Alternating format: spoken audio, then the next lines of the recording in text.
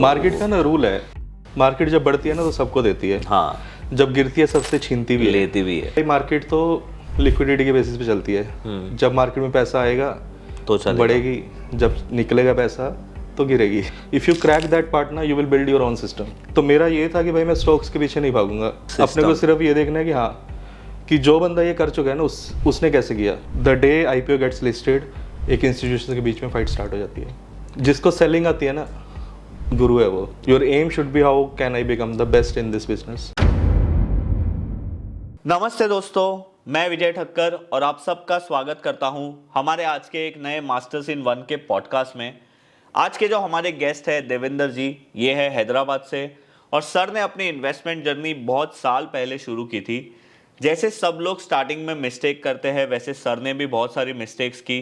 फिर 2016 में सर के एक फ्रेंड थे जिनके डैड स्टॉक मार्केट में इन्वेस्ट करते थे फंडामेंटल के बेसिस पे, तो उन्होंने उनके पास से बहुत सारी चीज़ें सीखी। बट 2016, 17, 18 आते आते सर को ये रियलाइज़ हुआ कि भाई ऐसी और कोई चीज़ होनी चाहिए जिससे हम हमारी एंट्री को और एग्जिट को और थोड़ी अच्छी तरीके से बेटर बना सके। तो 2018 से सर ने टेक्निकल एनालिसिस सीखना शुरू किया और फिर सर ने ऐसे बहुत सारे बड़े बड़े ट्रेडर हैं जिनसे कांटेक्ट करने की कोशिश की, बहुत सारी उनकी बुक पढ़ी और अभी सर आज के हमारे वीडियो में उनकी वो मेथड बताने वाले हैं जिसको वो आज भी फॉलो करते हैं और हर साल उसको बेटर बनाने की कोशिश करते हैं। सर का ये जो कॉन्सेप्ट है ना, मैं आप लोगों को थोड़ा शॉर्ट में समझाता हूँ, पूरा वीडियो में जाके देखना। सर ऐसे बोलते हैं कि बहुत सारे ऐसे स्टॉक्स होते हैं जिसके आईपीओ आने के बाद वो 10x और 20x हो जाते हैं। तो उसके कैरेक्टरिस्टिक्स क्या होते हैं चार्ट में? ऑब्वियसली फंडामेंटली तो वो कंपनी अच्छी होती ही है, पर चार्ट में उसके कैरेक्टरिस्टिक्स क्या होते हैं वो सर ढूंढने की कोशिश करते हैं। और अगर एक बार उनको वो पता चल गया तो सर उसी स्टॉक में ट्रेड करते हैं और आपको बताएगी उनकी मेथड क्या है, कहाँ पे बाय करते हैं, कैसे स्टॉक को सिलेक्ट करते हैं, कहाँ पे एग्जिट करना चाहिए, क्या सारी चीज़ें हैं, वो सारी ये चीज़ आज के वीडियो में बताने वाले हैं। वो ऐसे बोलते हैं कि जब भी कोई नया स्टॉक मार्केट में आता है ना, या फिर किसी स्टॉक में इंस्टीट्यूशनल वाले बाय करने के लिए आते हैं ना, तो उनकी फुटप्रिंट्स हम लोगों को कैसे पता चलेगी चार्ट्स को देख के, और उसके बाद हमें वो स्टॉक में ट्रेड करना है क्योंकि एक बहुत बड़ी इंस्टीट्यूशनल है, उसने रिसर्च किया है वो स्टॉक में और उसको वो स्टॉक को बाय करना है। तो आप सोचो कितनी अर्जेंसी होगी उनकी बाइंग में। तो वो ये भी बोलते हैं कि ज़्यादातर लोग टेक्निकल एनालिसिस में प्राइस और वॉल्यूम को देखते हैं, बट यहाँ पे सर ने बोला है कि मैं अर्जेंसी को भी देखता हूँ। अब ये अर्जेंसी वाला कॉन्सेप्ट क्या है वो आप लोगों को वीडियो में पता चलेगा। बट आज का ये जो हमारा वीडियो है ना, ये अब तक का सबसे बड़ा पॉडकास्ट रहने वाला है मास्टर्स इन वन का।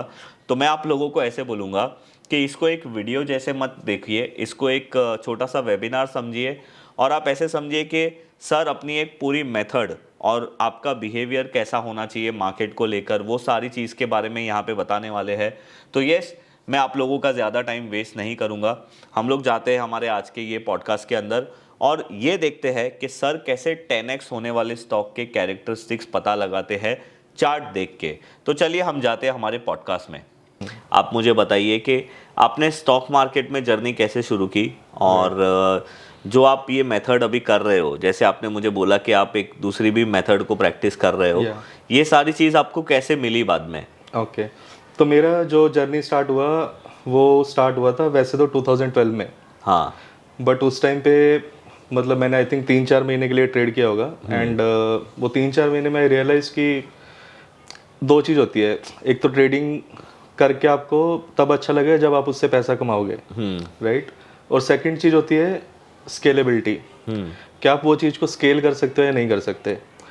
तो फर्स्ट जो ख़राब चीज़ थी उस टाइम मेरे पास, एक तो पैसे नहीं थे। I started with I think 50,000 और सो, एंड जो टाइम मैं उस पर स्पेंड कर रहा था ना, it was not taking me anywhere.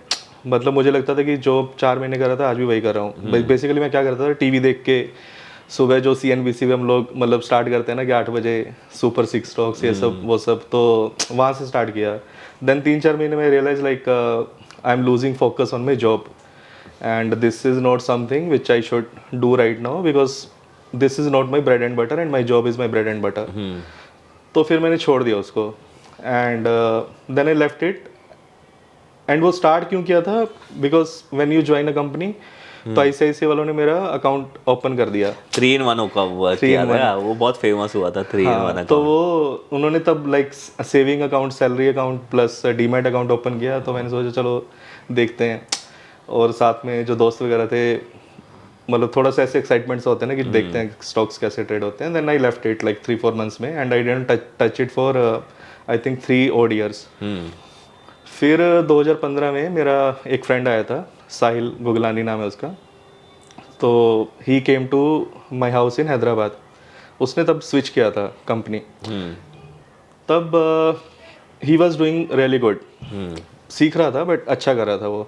And उसके पापा मतलब काफ़ी अच्छे इन्वेस्टर थे, and he was I think chief manager in SBI। उनका जो अकाउंट्स को लेके या फिर बैलेंस शीट रीड करने का तरीका था, so they knew a lot of things जो हम लोगों को नहीं पता था। एंड फिर वो मेरे साथ आई थिंक 4 महीने के आसपास रहा, एंड उसी 3-4 महीने में हम लोगों ने डिस्कस की ये सब चीज़ें। तब उसने मुझे बताया कि हाँ ऐसे मनी कंट्रोल करके एक ऐप है, मोबाइल मतलब वेब ऐप है, उसमें जाके ये सब देखते हैं पापा, बैलेंस शीट वगैरह। तो बहुत फैसिनेटिंग सा लगा। मैंने बोला यार अंकल इतना अच्छा कमा रहे हैं तो भाई उनसे गाइडेंस लेना। तो वहाँ से फिर जर्नी स्टार्ट हुई 2015 में। But because his father was a fundamental investor, we also started as a fundamental investor बोल लो या ट्रेडिंग बोल लो, जो भी बोल लो। ठीक है। तो 2015 अक्टूबर की बात है ये। एंड 2015 अक्टूबर से लेके 2016 के एंड तक हमने स्टॉक्स को स्क्रीनर के थ्रू मतलब स्कैन करना स्टार्ट किया। सो फर्स्ट टाइम था जब पता चला कि ऐसे करके स्क्रीन भी कर सकते हो। Now because we come from IT background, तो क्वेरीज वगैरह में मतलब लिखना अच्छे से आता है। So we could able to find कि कौन कौन सी कंपनीज ग्रो कर रही हैं। बट जो नॉलेज थी ना उस टाइम पे, I think there was a big gap. So सबसे बड़ा जो गैप था ना, फंडामेंटल में क्या है, थाउजेंड्स वेरिएबल हैं, राइट। तो आपको लगा कि हाँ भाई ये स्टॉक की PE कम है, पैग रेशियो अच्छी है, ये काम करेगा, राइट। जो बिल्कुल बेसिक जब कोई बंदा स्टार्ट करता है तो वहीं से स्टार्ट करता है, right. Everyone I think probably starts with a PE ratio, value investing का जो बिल्कुल ही लाइक लोएस्ट फॉर्म है, राइट। तो वहाँ से हमने स्टार्ट किया। देन फिर हम लोगों ने अर्निंग्स को कैसे रीड करना है, क्वार्टर ऑन क्वार्टर ग्रोथ क्या होती है, रेवेन्यूज़ क्या होते हैं। पहले तो ये भी नहीं पता होता था कि रेवेन्यू क्या होती है, अर्निंग्स क्या होती हैं, ठीक है। तो मतलब बिल्कुल बोल सकते हो कि एकदम स्क्रैच से हमने पढ़ना स्टार्ट किया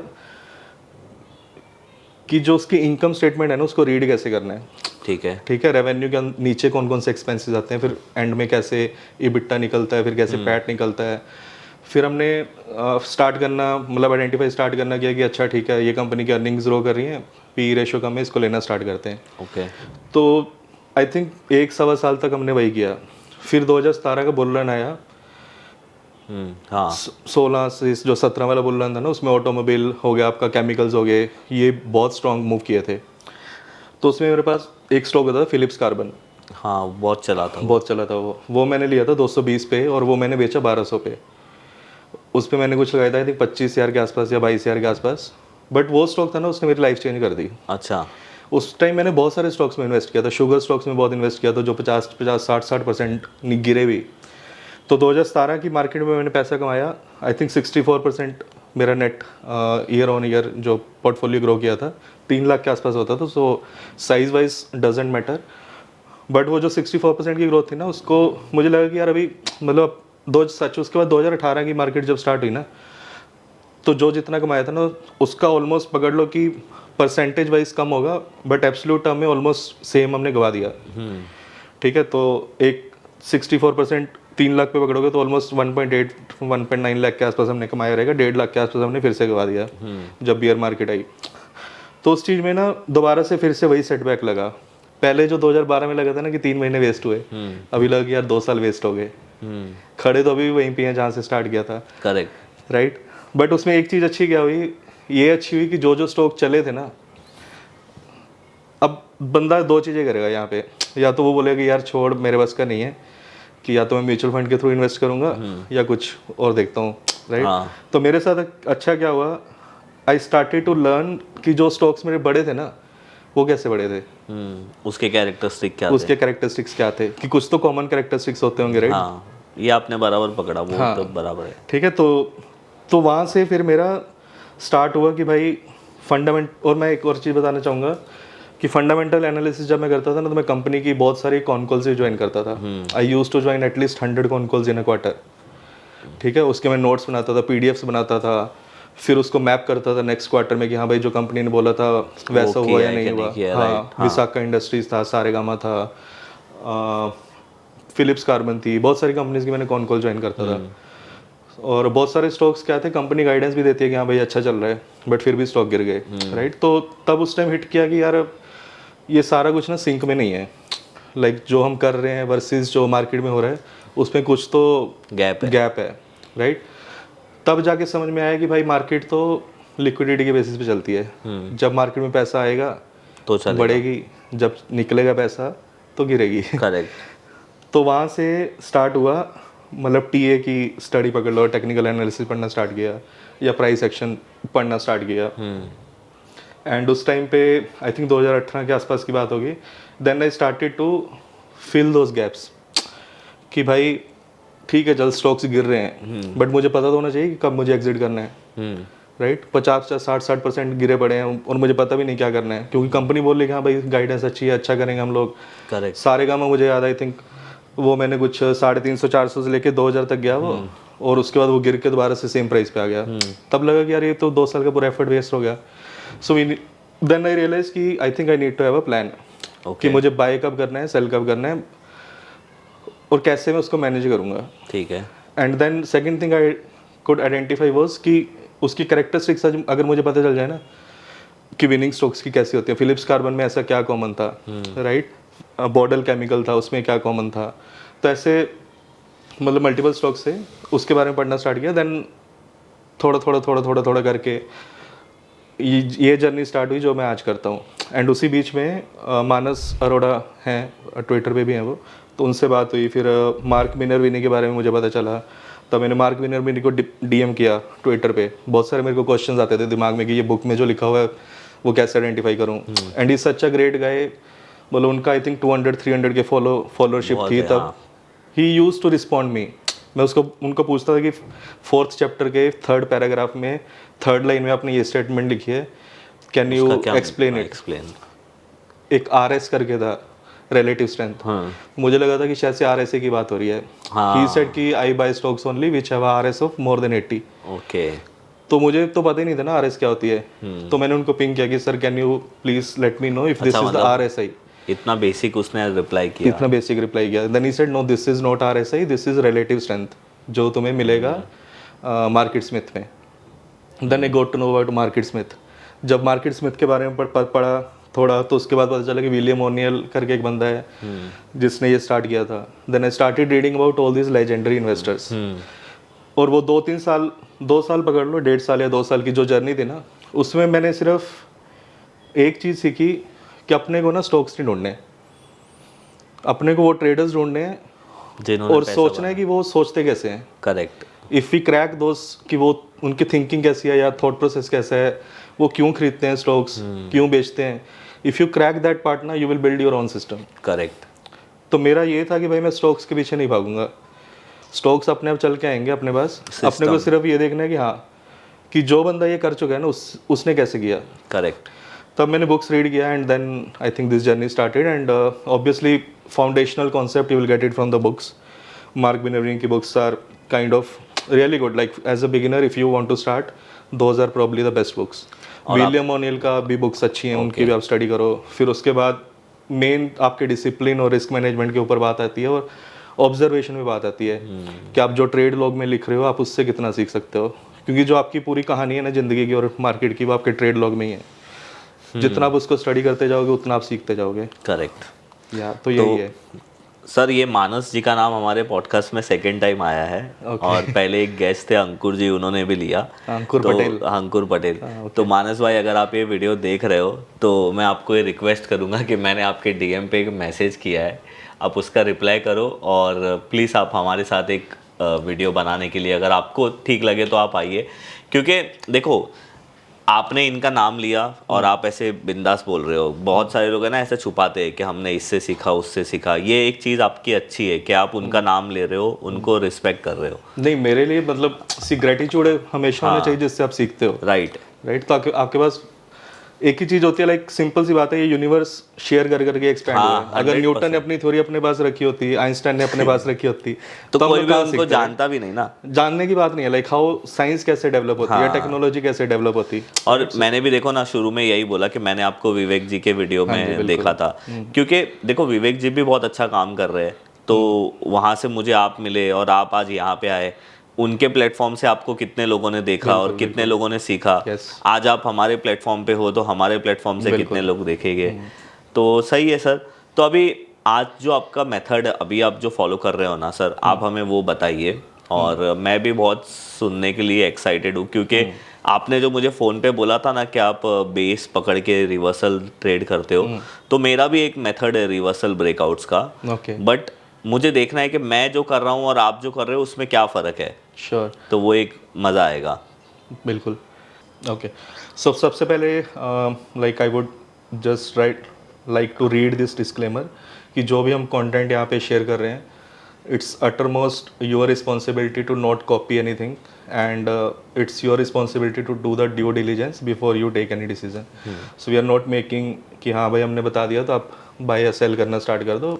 इट्स ऑल अबाउट कि how you will put your self on the right path, and I think the only learning from this session should be कि how to think in the right direction correct. instead of कि हाँ भाई मुझे like जो भी मैंने बता दिया उसको execute हाँ करने नहीं लग जाओ। देखो Yeah. कैसा है ना कि सर अपनी एक मेथड बता रहे हैं, अब अगर आपको वो मेथड अच्छी लगती है तो आप भी उसको प्रैक्टिस करो। Exactly. 100 ट्रेड्स मतलब बैक टेस्ट करके देखो और फिर एक दो चीज़ करके देखो, और उसमें आपका कुछ एडिशन आप कर सकते हो तो वो भी करो। But you take it as a कि हाँ भाई, जैसे सर ने बोला कि आपने सक्सेसफुल ट्रेडर के माइंडसेट को और उनके सिस्टम को समझने की कोशिश की थी, तो वो आप देखो। So these are the topics which we will cover today. First is behavioral aspect of a winning trader. Second is my journey, which I think मैं थोड़ा explain कर चुका हूँ already, Correct. but I'll like put some more effort to explain it. Then this is the trading foundation. So this is the most important part. अगर आपको ये आता है ना, then you can build anything on your own. Okay. कोई मतलब उसके इसके ऊपर कुछ नहीं है। हाँ ठीक है, इसको ऐसा समझो कि जो मैथ्स या जो साइंस आपने 10th या 12th तक पढ़ा है ना, उसके ऊपर then you can do the PhDs also. But ये कॉन्सेप्ट क्लियर होने बहुत इंपॉर्टेंट है। तो जब तक आपके ट्रेडिंग फाउंडेशन के कॉन्सेप्ट्स क्लियर नहीं होते, don't move to the next part, okay specially if you are going to become a price action trader. ठीक है। ठीक है, then some timeless setups which we will cover, and वो क्यों generate होते हैं, उनको ट्रेड कैसे करना है, वाई द एक्यूरेसी और you can say the percentage of you know winning rate is so high in these timeless setups. Then trade management क्या होता है, ट्रेड प्लान को कैसे क्रिएट करते हैं, right. So these are the things which will discuss today. Execute कैसे करना है trade plan and how to become better over a period of time. Correct. ठीक है, सो सबसे पहले बिहेवियरल एस्पेक्ट जो है एक विनिंग ट्रेडर के, जो सबसे इम्पॉर्टेंट एस्पेक्ट है ना, they always focus on having a trading plan. और ये चीज़ जो first time I got introduce to trading plan from Weekend Investing के जो है ना आलोक जैन जी। हाँ, तो मैंने उनको भी लाइक 2018 के आसपास की बात होगी, 17 या 18 की बात होगी। I used to like ask him quite a lot of questions. मैं बताया ना आपको कि लाइक 2018 के बाद जब मैंने रियलाइज कि हाँ भाई 2 साल की एफर्ट वेस्ट हो गई, मेहनत हो गई वेस्ट। हाँ, तो मैंने उनको कुछ एक तो उन्होंने लिखा था I think 10 mistakes one should not make and avoid something, ऐसा कुछ लिखा था।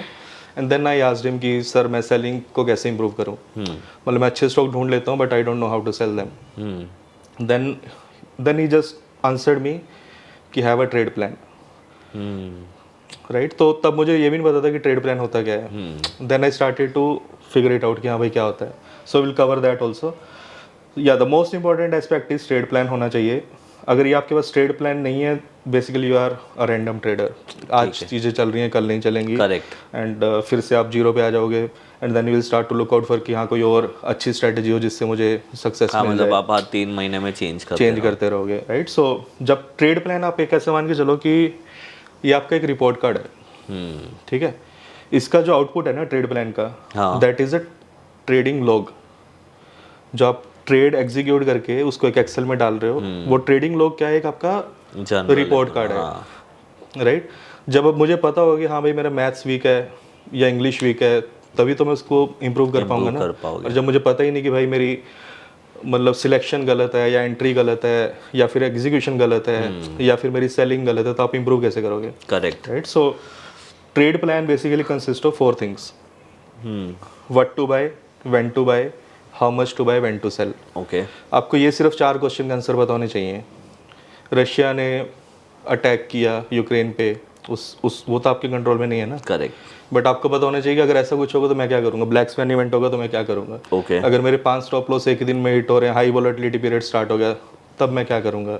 नॉर्मल मार्केट अप ट्रेंड में चल रही है, तब मैं क्या करूंगा। बियर मार्केट है, बुल मार्केट है, उसमें मेरा ट्रेड प्लान कैसे चेंज होगा। Okay. So these are the things which you will keep on improving over a time, but to start with always have answer for these 4 questions. ठीक है। Second most important aspect is, जैसे मैंने बोला इसमें, right, कि आपका trade log ही सब कुछ है। So you should avoid all this news channel, media reports, right, जो भी आ रहा है इन सब को इग्नोर करो। And when I say news channel and media reports, it's not only related to stocks but everything. क्योंकि वो वॉर की भी न्यूज़ हो सकती है, कुछ भी हो सकती है भाई। थर्ड वर्ल्ड वॉर की तो कब से चल रही है न्यूज़। हाँ, थर्ड वॉर की हो सकती है, यील्ड कर्व बढ़ रही है उसकी हो सकती है, इंटरेस्ट रेट इन्फ्लेशन बढ़ रहा है, इन्फ्लेशन बढ़ रहा है, राइट, या फिर मतलब कुछ भी हो सकती है न्यूज़। इससे क्या होता है, you start to identify the impact of that news on your portfolio, कि भाई ये न्यूज़ बड़ा है या छोटा है। मेरे पोर्टफोलियो 5% गिरेगा या 10% गिरेगा, बट वो किसी को नहीं पता, राइट। सो बेसिकली आपके फर्स्ट क्वेश्चन का अगर हम ध्यान रखेंगे तो सेकंड चीज होगी, सॉल्व हो जाएगी अपने आप। Correct, right. तो न्यूज़ से दूर रहना बहुत इंपॉर्टेंट है। जब तक आप न्यूज़ को देख के डिसाइड करोगे ना कि भाई बीजेपी गवर्नमेंट आएगी तो मेरा पोर्टफोलियो बढ़ेगा, मैं 2 दिन पहले खरीद लेता हूँ, बाद में पता चला कि भाई 240 से सीट मिली है, नहीं बन पाएगी गवर्नमेंट, आपने बेच दिया सब कुछ। फिर पता चला अगले दिन कि भाई बन रही है, फिर मार्केट बढ़ गया, फिर आपको पता ही नहीं भाई मुझे क्या करना है, राइट। सो जितने भी बड़े इवेंट्स होते हैं, जितनी बड़ी न्यूज़ होती हैं, उससे पहले खुद ही अपने पोर्टफोलियो को कम कर लो। ठीक है। And that is also a part of your trade plan. ठीक है। The third thing is control the controllable. हाँ, जो आपके कंट्रोल में है उसी को कंट्रोल करो। सो this is again very important. ये हम लोग को बताएगा कि सेल कैसे करना है। ठीक है। आपके कंट्रोल में तो वही है। आप सेलिंग, एक और चीज मैंने सीखी है कि आपको ना सिर्फ सेल करना आना चाहिए। आपको पता होना चाहिए कि मुझे इनिशियल स्टॉप लॉस में कब सेल करना है, ट्रेलिंग स्टॉप लॉस पे कब सेल करना है, स्ट्रेंथ में कब सेल करना है, वीकनेस में कब सेल करना है। जिसको सेलिंग आती है ना, गुरु है वो। करेक्ट। मेरा एक दोस्त था, जब हम लोग सब ब्रोकर मतलब एक ऑफिस में सारे सब ब्रोकर बैठते थे ना, तो वो टाइम पे वो बोलता था कि अगर तेरे को स्टॉप लॉस में ट्रेड एग्जिट करना आता है ना, तो तू लंबा चलेगा। बिल्कुल। और लंबा चलेगा तो तू प्रॉफिट कर ही लेगा। राइट। मार्केट का ना रूल है, मार्केट जब बढ़ती है ना तो सबको देती है, हाँ, जब गिरती है सबसे छीनती भी है, लेती भी है। पर आप कितने जल्दी निकल जाते हो, आप कितना उसको अपने प्रॉफिट्स दोबारा से वापस कर रहे हो ना, वो आप पे डिपेंड करता है। करेक्ट। सो यही है, control the controllable instead of thinking कि हाँ भाई ये न्यूज़ का क्या इम्पैक्ट होगा। जो मेरे कंट्रोल में है मैं वही कंट्रोल कर सकता हूँ। एंड मेरे कंट्रोल में यही है कि मुझे हाइंडसाइट बायस ना देख के आज की डेट में मुझे जो आपने डिसीजन लिया ना, मान के चलो वही आपका बेस्ट डिसीजन है, चाहे वो 100% गलत हो, बट आपने उस टाइम पे जो डिसीजन लिया ना वही आपका बेस्ट डिसीजन था। ठीक है। ठीक है। Fourth important thing is always think in term of risk rather than rewards. हाँ, सही बात है। हर कोई बंदा यही बोलता है कि यार इस साल तो मुझे 100% गेन करना है पोर्टफोलियो पे, इस साल तो मुझे 40% गेन करना है, इस साल तो मुझे 200% गेन करना है, बट वो आपके हाथ में है नहीं। कोई स्टॉक 200% बढ़ेगा या 1000% बढ़ेगा, वो किसके हाथ में? मेरे हाथ में तो नहीं है, किसी के हाथ में नहीं है, राइट। तो हमें क्या कंट्रोल करना है? हमें रिस्क कंट्रोल करना है। मैं कितना लूज कर सकता हूँ वो तो पूरा मेरे हाथ में है ना। ठीक है। अगर मुझे पता है कि भाई मुझे 5000 से ज़्यादा इस ट्रेड में रिस्क लेना ही नहीं है, तो मैक्सिमम मैं कितना लूज करूंगा? 5000 लूज करूंगा ना, या 0.5% या 1% ऑफ मैं इक्विटी लूज करूंगा, राइट। अगर मुझे पता है कि हाँ भाई मेरा पोर्टफोलियो 50 लाख का है, राइट, 1% मैक्सिमम मुझे लूज करना है 50,000, वो मेरा लिमिटेड है। अब उसके ऊपर कोई कुछ भी कर ले उससे ज़्यादा तो मैं लूज़ नहीं कर सकता अनटिल एंड अनलेस कि हाँ कोई ब्लैक स्वैन इवेंट हो जाए, मेरा स्टॉक ही 20% माइनस पे खुल जाए, राइट, वो सब चीज़ें हो सकती हैं। But end of the day हमेशा सोचना उस टर्म में कि हाँ भाई मेरा ओपन रिस्क कितना है, एक स्टॉक पे मेरा ओपन रिस्क कितना है, पोर्टफोलियो लेवल पे मेरा ओपन रिस्क कितना है। So that will help you कि हाँ भाई मेरा ओपन रिस्क अगर 5 या 6% से ज़्यादा नहीं है ना, तो वर्स्ट केस सिनेरियो भी होगा ना, अगर मान लो कल को मार्केट गैप डाउन भी हो जाए 10%, तो मेरा ओपन रिस्क मुझे पता होना चाहिए कि हाँ भाई मेरा पोर्टफोलियो 15% गिर सकता है, ठीक है। या फिर ऑन एवरेज जो नॉर्मल डेज होते हैं 2% या 2.5% का अगर गैप डाउन होता है तो मेरा पोर्टफोलियो 5-6% के आसपास गिरेगा। So always have open risk in mind. और उसमें आप रिस्क एवर्स कैसे करोगे, जैसे जैसे आपके ये ठीक है बाद में बात करेंगे, प्रोग्रेसिव एक्सपोजर होता है बेसिकली, जब आपके कुछ ट्रेड्स ऑलरेडी प्रॉफिट में होते हैं then you start to take fresh few more trades, ताकि आपका ओवरऑल रिस्क कम रहे। ये नहीं कि हाँ भाई आज मैं रिवर्सल लिया तो आज ही 5% रिस्क ऑन कैपिटल पे मैं स्टार्ट करूंगा, ठीक है। This is also very important, lose sensibly. Most of the winning traders they lose sensibly. पैसा लॉस होगा ही होगा, देर इज़ नो चॉइस कि मैं बोलूँ कि मेरे 100% एक्यूरेसी है, कोई भी बोले उसकी 100% एक्यूरेसी, इट्स नॉट पॉसिबल, ठीक है। Maximum accuracy in a bull market will be close to 65 to 68%, जो मेरा लास्ट का 5-5.5 साल का करियर है। And in a bear market it will drop to 35 to 40%. So if you club those 5 years और 6 years of complete bull run and bear run, आपकी जो average रहेगी ना वो अराउंड 55-56% के आसपास ही रहेगी। बट जब आप कमा रहे हो ना तो आप बहुत बड़ा कमाते हो, ओके, ठीक है, क्योंकि मैं रिस्क कंट्रोल कर रहा हूँ। सो लूज सेंसिबली, ठीक है। मार्केट्स आर और stocks are basically a risky instrument.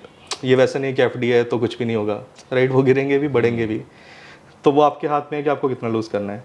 And maximize opportunity within the control risk. इसका क्या मतलब है, बेसिकली जो सबसे इंपॉर्टेंट चीज़ होती है ना वो होती है मनी मैनेजमेंट, ठीक है।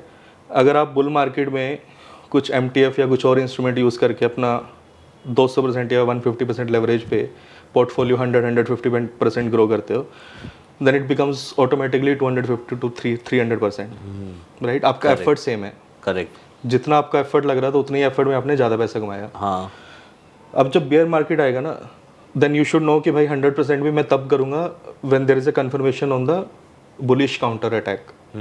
बाकी टाइम आप 50%, 40% और समटाइम 20% पे भी ट्रेड करोगे। तो आपको अपॉर्चुनिटी सीज करना आना चाहिए।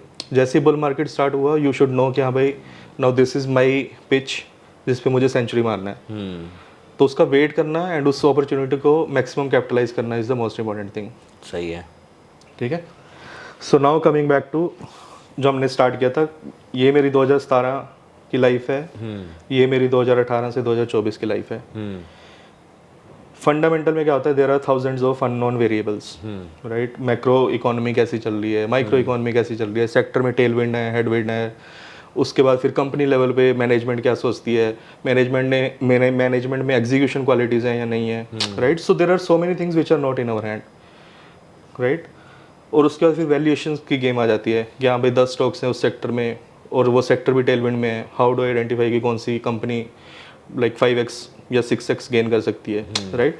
सो this is kind of a balanced approach and this need a lot of experience in my opinion. Correct. So anyone who has gone through probably a decent sectoral experience और decent मतलब 1-2 cycle उन्होंने देखे हो, ये 15-20 साल वाले जो लोग हैं ना उनके लिए दे रियलाइज कि हाँ भाई उन्होंने बहुत सारा टाइम देख चुके वो, राइट।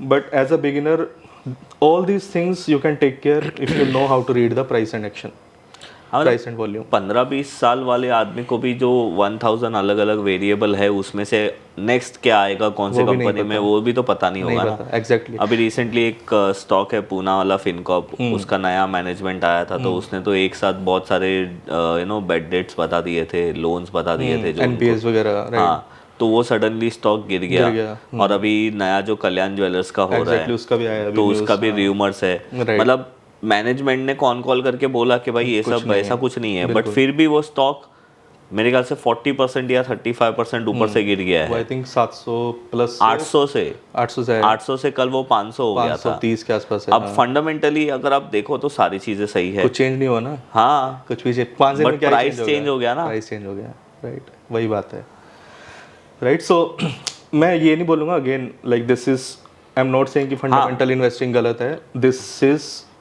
जिसके ऊपर ये सारा बना हुआ है। करेक्ट, नहीं यही बात है, मैं भी ये बोलना चाहता हूँ कि कोई फंडामेंटल इन्वेस्टर ऐसा मत समझना कि हम लोग फंडामेंटल को गलत बोल रहे हैं और टेक्निकल को सही बोल रहे हैं।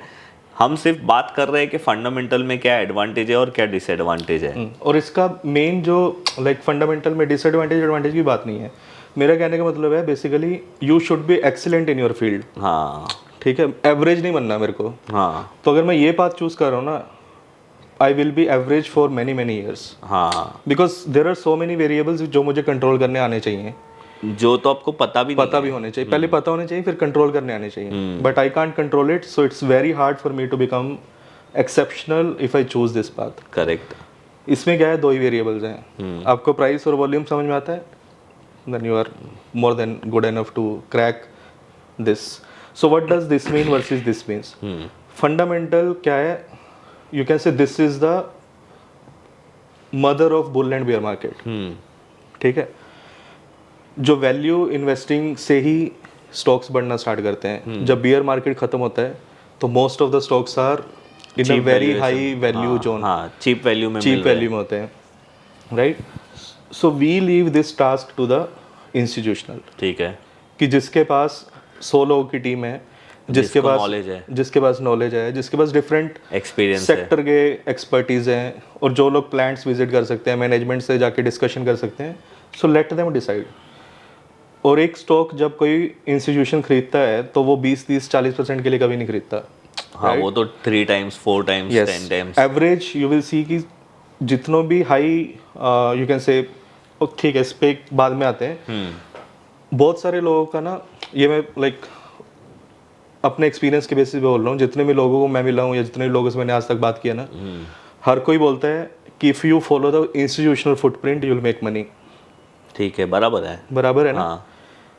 मैं क्या बोलता हूँ, if you follow that footprint जहाँ पे इंस्टीट्यूशंस आपस में लड़ रहे हैं टू बाय दैट स्टॉक। हाँ, ये तो सोचा ही नहीं कभी मैंने। समझे क्या? हाँ, मतलब आप ये बोल रहे हो कि उनकी लड़ाई चल रही है कि मुझे चाहिए, तो वो तो फिर हाई डिमांड में होगा, वो स्टॉक्स होगा जो सुपर परफॉर्मर बनेगा। हाँ, यहाँ पे जो 100% वर्सेस 1000% की जर्नी है ना, हाँ, दिस इज द डिफरेंस। मतलब सारे लोग उसके पीछे भागेंगे, सारे इंस्टीट्यूशन उसके पीछे भाग रहे हैं कि अगर मेरे म्यूचुअल फंड में वो स्टॉक नहीं हुआ ना, तो फिर मजा नहीं मेरा आएगा। म्यूचुअल फंड ही ग्रो नहीं करेगा, मतलब ऐसा होगा नहीं कर कि वो फंड मैनेजर को नींद नहीं आएगी जब तक वो उसके पास आएगा नहीं। Exactly, right? So these are few very high growth stocks या very you can say sector tailwind के बेसिस पे थीम्स जनरेट होती हैं, या फिर मतलब आईपीओस जैसे is an example of this one, right? तो ऐसे स्टॉक्स ना एक टाइप की अर्जेंसी लेके आते हैं अपने साथ, ऊपर जाने की, राइट? जैसे हम फोन पे ही बात कर रहे थे, मैंने आपको एक एग्जांपल दिया था कि एक सिंपल सा अगर आप लॉजिक लोगे ना, आप एक सिटी का पकड़ो और उसमें देखो कि भाई पहले इंडिया में मान लो कि Hyderabad is the fastest growing real estate market in the India. अब हैदराबाद में भी हर एक जगह पे सेम रेट नहीं बढ़ रहा। हाँ, ठीक है, कुछ एरियाज हैं जहाँ पे 35% 40% एनुअल CAGR पे रियल स्टेट बढ़ा है लास्ट 4-5 ईयर्स में। अच्छा, और कुछ एरिया हैं जहाँ पे 3-4% ही बढ़ा है, राइट? तो वो 3-4 वर्सेस 30-40% में क्या डिफरेंस है? जो 30-40% ग्रो की है ना, उनमें सारे बिल्डर्स एक्टिव हैं। सारे बिल्डर्स को उसी जमीन पे ही प्रोजेक्ट्स वो जगह का, वो जमीन का डिमांड है। तो यही चीज़ स्टॉक्स में होती है। ये फाइट सिर्फ ना इंस्टीट्यूशन वर्सेस रिटेल के बीच में नहीं है। जो एक्चुअल फाइट है ना, this is between the institutions, कि अगर मैंने ये स्टॉक नहीं लिया ना भाई, और ये स्टॉक 20x का कैलिबर रखता है, 100x का कैलिबर रखता है, मेरा फंड तो परफॉर्म नहीं करेगा। अगर मैं 15% जनरेट कर रहा हूँ और जिसके पास ये फंड, मतलब आप ये ढूंढने की कोशिश कर रहे हो कि कहाँ पे म्यूचुअल फंड दौड़ रहे वो स्टॉक को खरीदने के लिए, और आप सिर्फ वो पार्टी ज्वाइन करके उनकी दौड़ में शामिल करना चाहते हो, राइट? यस, सही है सर, मैं अभी आपका कॉन्सेप्ट और आइडिया समझ रहा हूँ। ठीक है, तो मेन फंडा वही है। 100% जब बुल मार्केट आती है ना, ये मैं अपने बेसिस पे नहीं बोल रहा, डेटा के बेसिस पे बोल रहा हूँ। मैं आपको डेटा भी दिखा दूंगा। मॉन्स्टर स्टॉक्स का एक मैंने डेटा कंपाइल किया था कि कितने स्टॉक्स कितने परसेंट पड़े थे। तो जो 2020-21 की मार्केट थी, उसमें मोर देन 300% बढ़ने वाले स्टॉक्स नहीं, मोर देन 100% बढ़ने वाले स्टॉक्स थे, ऑलमोस्ट 300 के आसपास, 280 to 300। ओके, और ये डेटा पूरे 5,000 स्टॉक का है या पूरे 5,000 स्टॉक्स का ओके। यूनिवर्स ऑफ स्टॉक्स का। उसमें से लिक्विडिटी फिल्टर है जो आप हटा दो हाँ। कि 500 करोड़ से ज़्यादा मार्केट गैप हो हाँ। और इतना वॉल्यूम ट्रेड हुआ हो। तो उन 280 में से अराउंड 80 to 90 स्टॉक्स ऐसे थे जो 500% बढ़े, और 45 to 50% स्टॉक्स ऐसे थे जो मोर देन 500% बढ़े। ओ, ठीक है, तो ये हर बुल मार्केट में होता है। तो अगर मैं बोलता हूँ कि हाँ भाई बुल मार्केट में ऑन एवरेज 305-6 हज़ार में से यूनिवर्स आप पकड़ते हो, मान लो 5,000 स्टॉक का, कि उसमें से मेरे 6 या 7% स्टॉक 100% बढ़ते हैं, राइट। और 6-7% में अगर आप मतलब हाईली लिक्विड पकड़ लो, या मतलब ये समझ में आ जाता है जब आप ट्रेड करते हो, राइट। मोमेंटम ट्रेडिंग आप कंटिन्यूसली करते जा रहे हो, तो आपको पता होगा कि कौन कौन से स्टॉक्स तो बढ़ेंगे। अब उनमें से आइडेंटिफाई कैसे करना है कि भाई ये 100% कैलिबर वाला है या 1000% कैलिबर वाला है, वो आपका एफर्ट है। ओके, ठीक है, करेक्ट। तो वो जो 1000% वाला है ना, it's not a fight between institution versus retail, it is a fight between multiple institutions. They want to own that pie. अब डीमार्ट देखो 10x हुआ, डिक्सॉन देखो 100x हुआ। हाँ, ये OFSS भी चल गया, OSSP तो अभी चला है, राइट। हाँ, डिक्सन अपार इंडस्ट्री, अपार इंडस्ट्रीज, परसिस्टेंट चला, पर ये सब मतलब ऑलरेडी यू कैन से चले हुए कंपाउंडेड ग्रोथ पे हैं। मतलब जिनका पता है कि यहाँ ट्रैक रिकॉर्ड है कि ये एक ABB चला था sir, ABB manufacturing sector last time बढ़ा, बट वो भी सेम स्टेज में आते हैं। लाइक वो 100% वाले हैं, वो 1000% वाले नहीं है। ओके। जो 1000% वाले हैं ना, EMS सेक्टर जैसे आप रिसेंटली पकड़ोगे, उसमें से एक PG इलेक्ट्रोप्लास्ट करके PG इलेक्ट्रोप्लास्ट था, केन्स था, राइट। केन्स का IPO आया था आई थिंक अराउंड 600 के आसपास आया था। हाँ, और वो स्टॉक तो IPO के बाद रुका ही नहीं है। 8,000 पे अभी उसको सेल किया मैंने लास्ट, 7600 के आसपास। कितने पे आया था IPO? IPO आया था उसका 700 कुछ के आसपास आया था। तो 834 पे मैंने फर्स्ट टाइम लिया था, 10 टाइम्स हो गया ये तो, 10 टाइम हो गया, राइट। डिक्सन का देखो, उसका IPO आया था, स्प्लिट भी हुआ वो। जो 2020-21 का बुल रन था उसमें वो 10x हुआ, फिर 50% गिरा, देन अगेन 10x हुआ, राइट। तो ये सारे स्टॉक्स हैं जिसके पीछे इंस्टीट्यूशंस हैं कि भाई अगर ये मैंने नहीं लिया ना तो भाई गड़बड़ हो जाएगी। तो ये सारी चीज़ें अपने को पकड़नी है।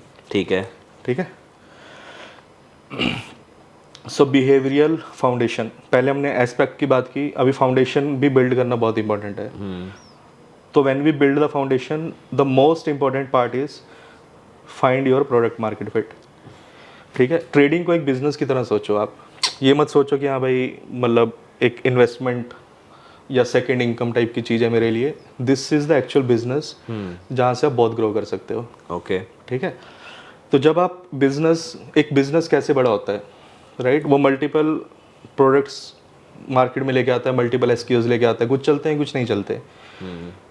बट जब उनको एक हीरो प्रोडक्ट अपना मिल जाता है, उसी के ऊपर ही वो पूरा बिजनेस खड़ा करते हैं। करेक्ट।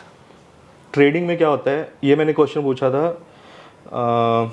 आई थिंक सुशील केदिया जी को पूछा था मैंने, कि why so many businesses are successful but why so many traders are a failure, right. SEBI की रिपोर्ट बोलती है कि भाई 95% people lose money. Correct. But अगर वो मैं सेम चीज़ को बिजनेस में अप्लाई करता हूँ, 95% of the businesses are successful, चाहे वो छोटे लेवल पे सक्सेसफुल है। आई एम नॉट सेइंग कि भाई स्टार्टअप की भी सक्सेस रेशियो 100% है, 95% है। What I am trying to say is कि जो बिजनेसेस होते हैं ना, they keep on attempting a product market fit, and जब उनको प्रोडक्ट मार्केट फिट मिल जाती है ना, then they just focus on that. Trading में एग्जैक्ट ऑपोजिट होता है। एक बंदा भाई कैश में अच्छा पैसा कमा रहा है, वो बोलेगा नहीं भाई मुझे तो FNO करना है, उसमें जल्दी पैसा बनता है, फिर वो फ्यूचर में घुसता है।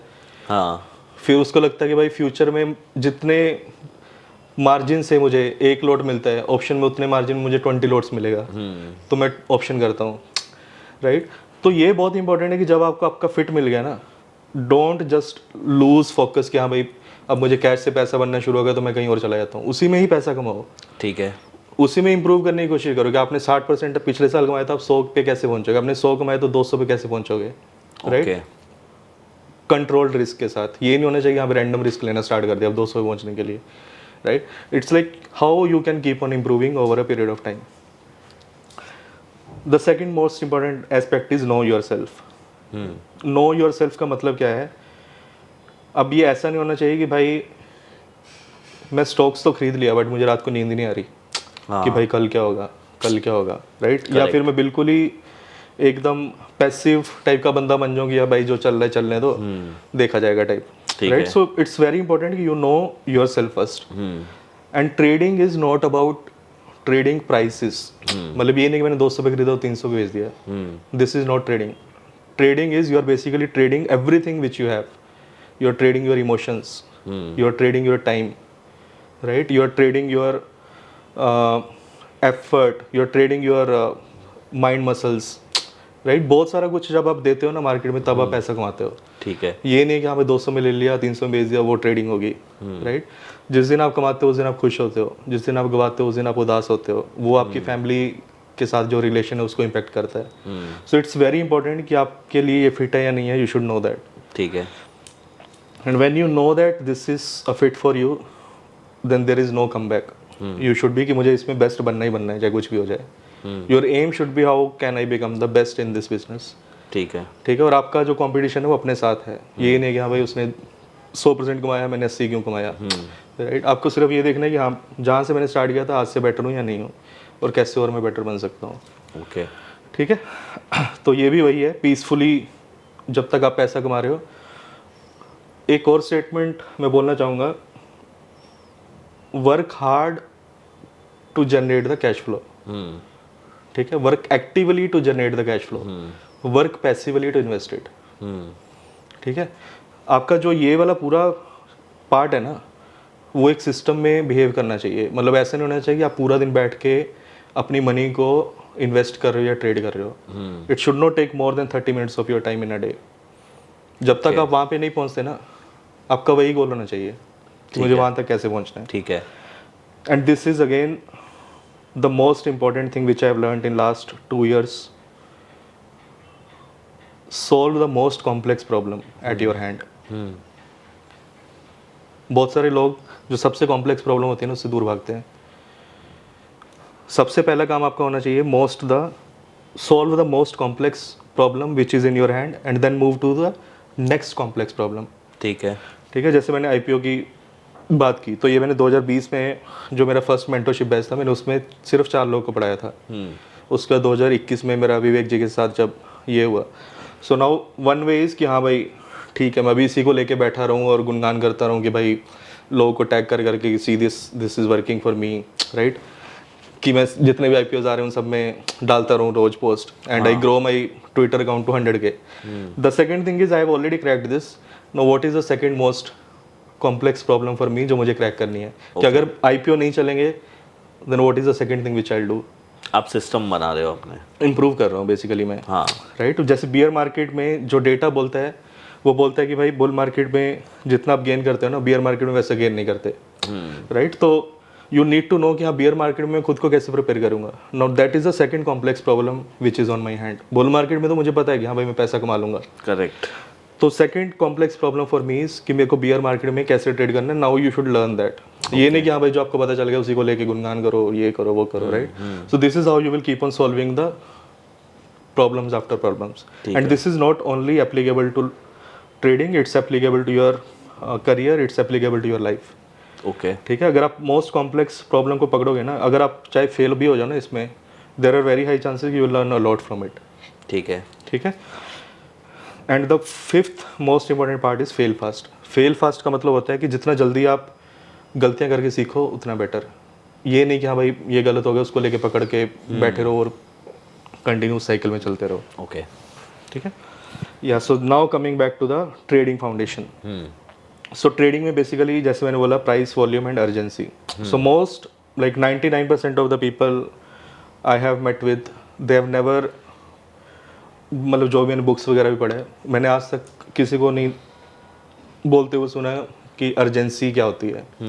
This is my based on my experience. हो सकता है किसी ने बोला हो. So I am not claiming कि I am the first one who is introducing urgency, but what I am trying to say is कि प्राइस वॉल्यूम के साथ में एक बहुत ही हिडन इंडिकेटर है, वो है urgency. Okay. That will decide कि कोई स्टॉक 100% बढ़ेगा वर्सेस 500% बढ़ने का पॉसिबिलिटी है या 1000% बढ़ने की पॉसिबिलिटी है. सो द पॉसिबिलिटी, और यू कैन से बढ़ जाती है आपकी बेसिकली विन परसेंटेज. अगर आप अर्जेंसी ऐड कर देते हो तो अपने ट्रेडिंग प्लान में, it increases your accuracy plus it increases your win percentage by a very significant margin. हाँ. ठीक है, तो यही हमने बात की थी, high urgency is nothing but fight amongst the institutions. जब हर इंस्टीट्यूशन आपस में लड़ रहे हैं ना कि मुझे भी खरीदना है, मुझे भी खरीदना है, मुझे भी खरीदना है, then you will start to see the urgency. ठीक है। ठीक है, तो जो बाय डिफॉल्ट अर्जेंसी होती है वो आईपीओज में होती है, because these are the one which are getting listed for the first time. Okay. ठीक है, पहले उसका कोई बैक ही नहीं है कि किसी के पास है, हाँ। वो आज ही लिस्ट हुआ, अभी लोगों को डिसाइड करने के हाँ भाई मुझे खरीदना है या नहीं खरीदना है। ओके। राइट, तो फाइट जो है ना आईपीओज के लिए, the day IPO gets listed एक इंस्टीट्यूशन के बीच में फाइट स्टार्ट हो जाती है। ठीक है। So that's why they are the timeless patterns. Okay, जहाँ पे टाइम नहीं है। या टाइमलेस पैटर्न मतलब ये चलते ही रहेंगे। हाँ, आज भी चल रहे हैं, आज से 50 साल बाद भी चलेंगे, 100 साल बाद भी चलेंगे। The reason is very simple, because this is the youngest blood which is available in the street and everyone wants to own that pie. ठीक है। ठीक है, सेकंड थीम होती है, मतलब जो सेकंड हाई अर्जेंसी वाली साइकिल्स होते हैं वो होते हैं हॉट थीम्स। ये जो थीम्स होती है ना, इनका एक साइकिल होता है लाइक 1.5 to 2 years का। उसमें एक मेजर थीम होएगी, एक माइनर थीम होएगी। जैसे आप 2024 का बुल रन देखोगे या 23 से 24 का जो बुल रन था, उसमें जो मेजर थीम थी ना वो पीएसयूज थे। हाँ। राइट, पीएसयूज में रेलवेज बढ़ा, शिपयार्ड बढ़ा, पीएसयू बैंक्स बढ़े। जो पूरा का पूरा हमारा बुल रन था ना, उसका जो पिलर था ना वो पीएसयूज थे। जो 2020-21 वाला बुल रन देखोगे, उसका जो पिलर था वो पूरे टेक स्टॉक्स थे। मैन्युफैक्चरिंग उसमें कुछ नहीं किया, करेक्ट। टेक्सटाइल कुछ नहीं किया, शुगर कुछ नहीं किया, केमिकल कुछ नहीं किया। जितने भी ग्रोथ स्टॉक्स है ना, high growth stocks, they made a move of 10x 15x। ठीक है, तो ये थीम आइडेंटिफाई करना भी आपको आना चाहिए, and this you can identify through the urgency. So ये सब आज हम डिस्कस करेंगे मेन। ठीक है। ठीक है, lockout rallies. Okay, so these are the two things. Climax move भी आप डाल सकते हैं, बट अगर इसको करेक्टराइज करना हो तो हम इसको बोलते हैं lockout rallies plus climax moves. Okay. ठीक है, इनके बारे में बात करेंगे। लॉकआउट रैलीज क्या होती है बेसिकली, इट्स लाइक वैल्यू जब मोमेंटम को मीट करता है। ठीक है, स्टॉक्स कब बढ़ते हैं, when there is a huge demand for that stock. Demand, right. Right, तो अभी क्या होता है, डिमांड इमरजेंस कब होता है, जो मेजर डिमांड इमरजेंस होता है वो हमेशा after a market has corrected decently. ठीक है। तो जब मार्केट करेक्ट करता है ना, या बियर मार्केट आप बोल सकते हैं कि 15 मंथ्स से 18 मंथ्स का जो पीरियड खत्म होता है, उसके बाद जो एक मार्केट स्टार्ट होती है ना, उसमें बहुत स्ट्रॉन्ग रैलीज आती हैं। ठीक है, उसको हम बोलते हैं लॉकआउट रैलीज या रैलीज ऑफ डिसबिलीफ, जिसमें लोगों को लगता है कि नहीं भाई अभी बुल रन नहीं स्टार्ट हुआ, अभी टाइम है इसमें, ये तो ऐसे थोड़े थोड़े स्टॉक्स बढ़ रहे हैं। बट एक्चुअल में जो थोड़ा थोड़ा वाला है ना, अगर आप उसको, ये मैं अगेन लाइक नंबर्स के बेसिस पे बोल रहा हूँ, रैंडमली नहीं बोल रहा, आप कैलकुलेट करोगे ना, दो स्मॉल कैंडल्स जब स्टॉक बड़ा हो जाता है, उसमें मूव होती है अराउंड 100% की। Oh. And I will show you that. Then आती है क्लाइमैक्स मूव्स। ठीक है, नाउ ट्राई टू अंडरस्टैंड इन चारों में क्या कॉमन है। ये कॉमन है, it's always a fight between the institutions. Lockout rally में भी institutions are fighting and all these are outside of the stage 2 universe. Okay. ठीक है, stage 1, stage 2, stage 3, stage 4 Mark Minervini sir ने cover किया हुआ है। सो stage 2 क्या होती है, अकोमुलेशन स्टेज होती है, जिसमें प्राइस बेसिकली एक्सपैंड करता है। So all this things are outside of stage 2। ठीक है, आईपीओस के केस में क्या होता है, by default there is no data for stage 2। themes again, like they can be part of the stage 2, but initially these lockout rallies is what we want to capture. ठीक है, then we come to the climax moves. Okay. So एक example लेके मैं आपको समझाता हूँ। ये देखो। ठीक है, सबसे पहले ये इग्नोरेंस फेज है। किसी को पता ही नहीं था। हाँ, मतलब इसमें कुछ एक्टिविटी नहीं हो रही थी। हाँ। There is no fight between the institutions here. It's either retails are fighting among themself, ठीक है, या फिर इंस्टीट्यूशंस बेच रहे हैं, रिटेल खरीद रहे हैं type. This is the phase when there is a fight between the institutions. ठीक है, so this is compression, this is expansion, again there is a compression, there is an expansion. ये VCP trading जैसा हो गया। VCP basically मैं बताता हूँ क्या होता है। वीसीपी क्या होता है कि ये जो बेस है ना, इसमें वॉलेटिलिटी कॉन्ट्रैक्ट हो रही है। हाँ। ठीक है, उसको बोलते हैं वीसीपी। वीसीपी इज वीसीबी आपको स्टॉक सिलेक्शन नहीं देता, it gives you the entry mechanism. Okay. ठीक है, it solves the second part of your trading plan, ठीक व्हेन है। To buy. हाँ। वो ये नहीं बोलता कि व्हाट टू बाय, क्या खरीदना है, वो वीसीबी सॉल्व नहीं करेगा। VCB is solving your second equation. पहले आपको पहली इक्वेशन सॉल्व करनी है कि मुझे स्टॉक्स कौन से खरीदने हैं, तभी आपको पता चलेगा ना कब खरीदने हैं। ठीक है। ठीक है, सो उसके बाद फिर बेस बनता है, फिर एक्सपेंशन होती हैं, फिर बेस बनता है, फिर एक्सपेंशन होती है। So consider this as a mountain, कि जिसमें कोई बंदा चढ़ रहा है, फिर रेस्ट ले रहा है, फिर चढ़ रहा है, फिर रेस्ट ले रहा है, फिर चढ़ रहा है, फिर थोड़ा और ज़्यादा रेस्ट ले रहा है, या फिर सोच लो ये रात होगी। ठीक है, अभी उसको पूरी रात रेस्ट लेना है, so that he gets energize and start again. So expansion में छोटे बेसिस बनते हैं। ठीक है, एक एक्सपेंशन में भी बेस बनेंगे। Let's discuss it with an example. पर ये स्टॉक्स मुझे मिलेंगे कैसे? वो भी बताएंगे आपको, सब बताएंगे आज। बैठे हैं तो रस खा के जाएंगे। ठीक है, तो ये एक सिंपल सा एग्जांपल है जो मैंने 35 से 146 तक ट्रेड किया था IRFC okay. In just I think 8 to 8 16 24 हफ्ते के आसपास ठीक के है, टाइम पीरियड हाँ। में। ठीक है, and these are all the live trades. मैं ये नहीं बोल रहा कि हाँ भाई मैं अभी जाके बता रहा हूँ। So all these trades are taken and shared on my Twitter account also. So this is the ignorance phase. ठीक है, यहाँ पे कुछ एक्टिविटी नहीं है। सो एक्टिविटी जब आपको देखनी है तो आपको वॉल्यूम्स के बेसिस पे देखना है। ये टाइम फ्रेम कौन सा है? ये डेली टाइम फ्रेम है, हम इसको वीकली में भी डाल देंगे। ओके। ठीक है, पहले मैं एक समझा रहा हूँ, सिंपल कॉन्सेप्ट समझा रहा हूँ। ठीक है। ठीक है, let's put it on weekly just to be very clear.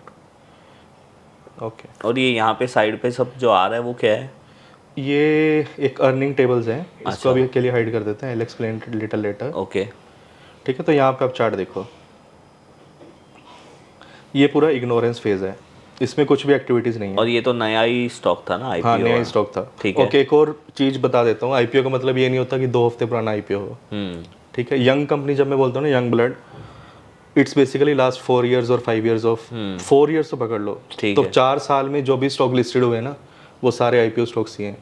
हाँ, मतलब उसका इतना बैकअप या उसका उतना डेटा नहीं है 4 साल से ज़्यादा। डेटा की बात से ज़्यादा बिजनेस पॉइंट ऑफ व्यू से समझिए हाँ। कि जो कंपनी ने पैसा रेस किया है वो आज ही थोड़ी ना यूज हो जाएगा। हाँ, अगर कंपनी 2000 करोड़ या 3000 करोड़ रुपया मार्केट से रेस कर रही है, बहुत उसमें मान सारी लो कंपनी एक्सपांशन के लिए यूज करती है। Exactly. फैक्ट्रीज डालेगी, फिर उसका इम्पैक्ट आते आते 2-3 साल लगेगा। गॉट इट, समझ right? गया। या फिर कोई टेक कंपनी है जो अपना बिजनेस ग्रो करना चाह रही है, ठीक है। या फिर एक्वायर करना चाह रही है किसी कंपनी को, तो ये जो सारा साइकिल है ना, जो आईपीओ से मनी रेज हुआ, उसको इटसेल्फ इट टेक्स टाइम। वो obviously like there are some solid business जिनके पास बहुत सारा ऑलरेडी कैश है, but still they are going for IPO कि हाँ भाई उनको एक मार्केट रिकॉग्निशन मिल पाए या मार्केट वैल्यू मिल पाए। ठीक बट बहुत सारी कंपनीज जो पैसा रेज करती है ना, उसका सोनली पर्पस ये होता है ग्रो करना। ओके। और उसका मतलब ये नहीं कि हाँ भाई मैंने आईपीओ आज बाय किया और मैं सोचूंगा कि 2 हफ्ते में ब्रेकआउट हो गया तो मैं बाय करके ले लूँ। चलेगा, हाँ। हाँ, so there are many companies which takes time. And जो भी, जैसे आप मैचडॉग का देखोगे ना, उसका भी वैसे ही है। 3 साल तक वो कुछ नहीं किया, बट चौथे साल जब वो बस्ट किया 20 गुना बढ़ा। करेक्ट। तो वैसे ही IRFC है। तो अभी आप IRFC को देखोगे ना, so now just looking at this particular space I can tell that is it a sign of urgency. हाँ, मतलब ये कौन सा वीकली टाइम फ्रेम का चार्ट है ना? Weekly time frame. तो ये वीकली टाइम फ्रेम में ये स्टॉक 27 रुपए वाला ऑलमोस्ट 21 रुपए वाला ऑलमोस्ट 35 हो गया। 35 हो गया। तो एक तरीके से ये urgent there is a cluster of buying. हाँ। ठीक है, अभी इसको okay, so let me explain it this way. जैसे मान लो आप म्यूचुअल फंड मैनेजर हो, आपको स्टॉक खरीदना है। ठीक है, तो आप अपने सीनियर मैनेजर के पास जाओगे, बोलोगे भाई मैंने ये स्टॉक सिलेक्ट किया है कि sir can you please review if we can buy it. वो बोलेगा कि ठीक है, बेस्ड ऑन योर एनालिसिस, जो भी तूने किया, DCF किया, वैल्यूएशंस किया, तू मुझे बता कि इसकी बाइंग की रेंज क्या होगी। अब इंस्टीट्यूशन ये तो नहीं है कि आज उसको 500 करोड़ इन्वेस्ट करना है तो सारे के सारा ही आज खरीद एक लेगा। दिन में तो नहीं हो सकता है। नहीं हो सकता। हाँ। तो वो बंदा बोलेगा कि सर अभी 100 रुपये चल रहा है, let's try to buy it in a range of 100 to 120। ठीक है। तो ऐसी बात बहुत सारे इंस्टीट्यूशन वाले करते हैं। चल रही है। कोई बोलेगा 100 से 120, कोई बोलेगा 100 से 150, कोई बोलेगा 100 कोई बोलेगा 100 से 140। अभी क्या है, सबको खरीदना है, वो that is the most important part. खरीदना सबको है और सब अपनी रेंज अप्रूवल के लिए अप्रूवल्स ले रहे हैं। हाँ। तो ये अर्जेंसी आपको वो बताता है कि भाई कितना रेंज एक्सपेंशन हुआ उस अर्जेंसी में। ठीक है। अभी आप इसको ये समझो कि जो फंड मैनेजर 23 रुपये पे इसको खरीदने में कंफर्टेबल था, he is still comfortable to buy it at 28-29 because these are all institutional footprint. अगर आप ये वॉल्यूम देखोगे ना, ये वॉल्यूम का चार्ट थोड़ा अलग लग रहा है, ये क्या है? ये सिंपल वॉल्यूम है, नितिन का है। अच्छा। सो दिस बेसिकली इस पे एक 5 मिनट बाद मैं आपको एक्सप्लेन करता हूँ क्या होता है ये, ठीक है। तो अब आप देखो 79 मिलियन वॉल्यूम्स है इसमें, इस पर्टिकुलर वीक समझ का। गया, राइट। इससे प्रीवियस वीक में इसमें 53 मिलियन वॉल्यूम्स था, ठीक है। उसके प्रीवियस वीक में इसमें 39 मिलियन वॉल्यूम्स था। सो अगर आप कैलकुलेट करोगे 39 millions which is like 3.9 CR and उसको प्राइस से मल्टीप्लाई करोगे, this is almost like 100 crore का वीक। हाँ, सो 200 से 300 करोड़ के आसपास का ट्रेडिंग एक्टिविटी हुआ है इसमें, and there is a strong buying. अभी ये समझो कि जो फंड मैनेजर इसको 22 या 23 रुपए पे खरीदने पे कंफर्टेबल फील कर रहा था, he still feeling comfortable to buy it at 28-29, ठीक है। And he still feeling comfortable to buy it at 32-33। Okay. तो ये रेंज जो है ना, so this range should be, first thing is it should be a cluster of buying, the second thing should be it should be a significant range expansion. वो ये नहीं कि 20% या 25% का आप बोलोगे हाँ भाई अर्जेंसी आ गई। अर्जेंसी का मतलब है कि कोई बंदा जो 100 रुपये पे खरीदने को तैयार था वो 150 रुपये पे खरीदने को तैयार है। This is the fight between the institution, क्योंकि उसको पता है अभी वो जो 150 पे खरीद रहे हैं ना, उसका भाव कल को इन द सेंस लाइक 6 महीने 1 साल बाद 1000 रुपये हो सकता है, शायद वो ऐसा सोच रहा है, राइट राइट। तो ये this is the fight amongst the institution. Now look at this कि urgency I, this is what I was saying. Now अभी भी ये जो स्टॉक है ना, this has not entered into stage 2 completely. तो ये जो अर्जेंसी आती है ना, ये स्टेज 1 के एंड में आती है। एक और एग्जांपल मैं आपको दिखाता हूँ BSC का। पहले आप मुझे यही बता दीजिए सर कि अभी इसमें आपने कुछ मूविंग एवरेज भी लगाया है। मूविंग एवरेज सिंपल है, लाइक वीकली पे 10 है तो 50 DM में हो गया ये जो ग्रीन लाइन है, दिस इज 50 DM। 10 है तो डेली में 50 डे मूविंग एवरेज हो गया। So basically this is it, एक ही है, आप मल्टीपल भी लगा सकते हो। जनरली जो मैं यूज नहीं, पर आप ये क्यों लगाते हो moving average? Moving average is basically एक स्मूथिंग इंडिकेटर है और कुछ नहीं है। ओके। आप नहीं भी लगाओगे तो भी कुछ मैटर नहीं करता। ठीक है। तो अभी सर, अभी अपने को एक स्टॉक की अर्जेंसी पता चल गई, तो अभी मैं इसमें एंट्री कैसे करूंगा वो मैं उस पे आते हैं। पहले स्टॉक सिलेक्शन कवर करेंगे, उसके बाद ओके एंट्री पे। ठीक है। तो मतलब अच्छा, ये मूव कितना हुआ था परसेंटेज वाइज? ये था 71%। तो so this move should be more than 50% and it should happen in 6 to 8 weeks. अच्छा, ये अपना कंडीशन है, ये अपना कंडीशन है। और एक कंडीशन क्या है, this is a back tested condition. ठीक है। ये मतलब जो मैंने स्टॉक्स ट्रेड किए हैं और जो मैंने स्टॉक स्टडी किए हैं उसके बेसिस पे आई हैव आइडेंटिफाइड। अब कुछ मतलब ये इसका मतलब ये नहीं है कि this will be a foundational rule for next 50 years. This can change हो सकता है। कैसे चेंज होता है? रेगुलेटर चेंज करते हैं। ASM डाल दिया, ESM डाल दिया। करेक्ट। तो जो स्टॉक्स पहले 100% मूव करता था, वो उसको ASM में डाल दिया आपने 20-25-30% पे। यूएस में तो एक दिन में स्टॉक अनलिमिटेड ऊपर नीचे जा सकता है, पर अपने इंडिया में नहीं जा सकते, राइट। सो दिस, ये जो डेटा है, this is based on the today's market. कल को क्या होगा आई डोंट नो, मतलब परसेंटेज मूव कितनी आएगी, बट वो दिखने में ऐसा ही होगा। कैरेक्टरिस्टिक्स उसकी चेंज नहीं होंगी। जो आज मैं बोल रहा हूँ कि 50 to 100% मूव होनी चाहिए, वो हो सकता है due to some framework 30 to 50 भी आ जाए, या फिर 100 से 200 चली जाए। ठीक है, ये भी मैं एक्सप्लेन करूंगा आपको।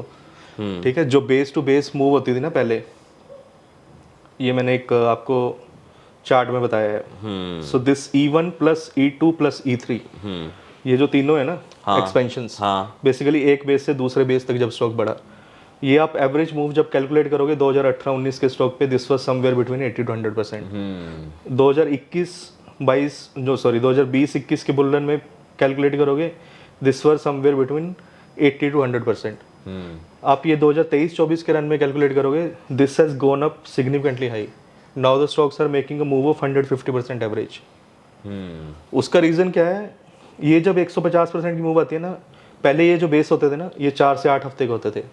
अब बेस के टाइम बढ़ गया। रीजन क्या है? उसको ASM में डाल देते हैं।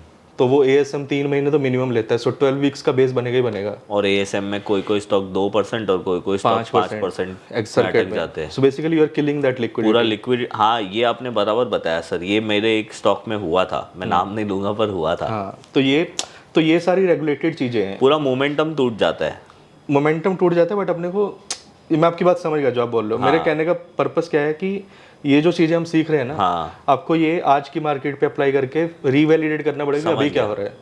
ये मत दिमाग में सोचो कि 80% बढ़ गया सर, वो चीज छोड़ दो ना, अपने को तो सीधा वो कैरेक्टरिस्टिक्स ही पता चल रहा है कि वीकली बेसिस पे कंटिन्यूसली 5-6 वीक वो ऊपर ही जा रहा है। राइट। और आपने वो जो बताया वॉल्यूम प्लस प्राइस का कैलकुलेशन, तो पता ही चल जाएगा पता उसमें। चलेगा, ठीक है।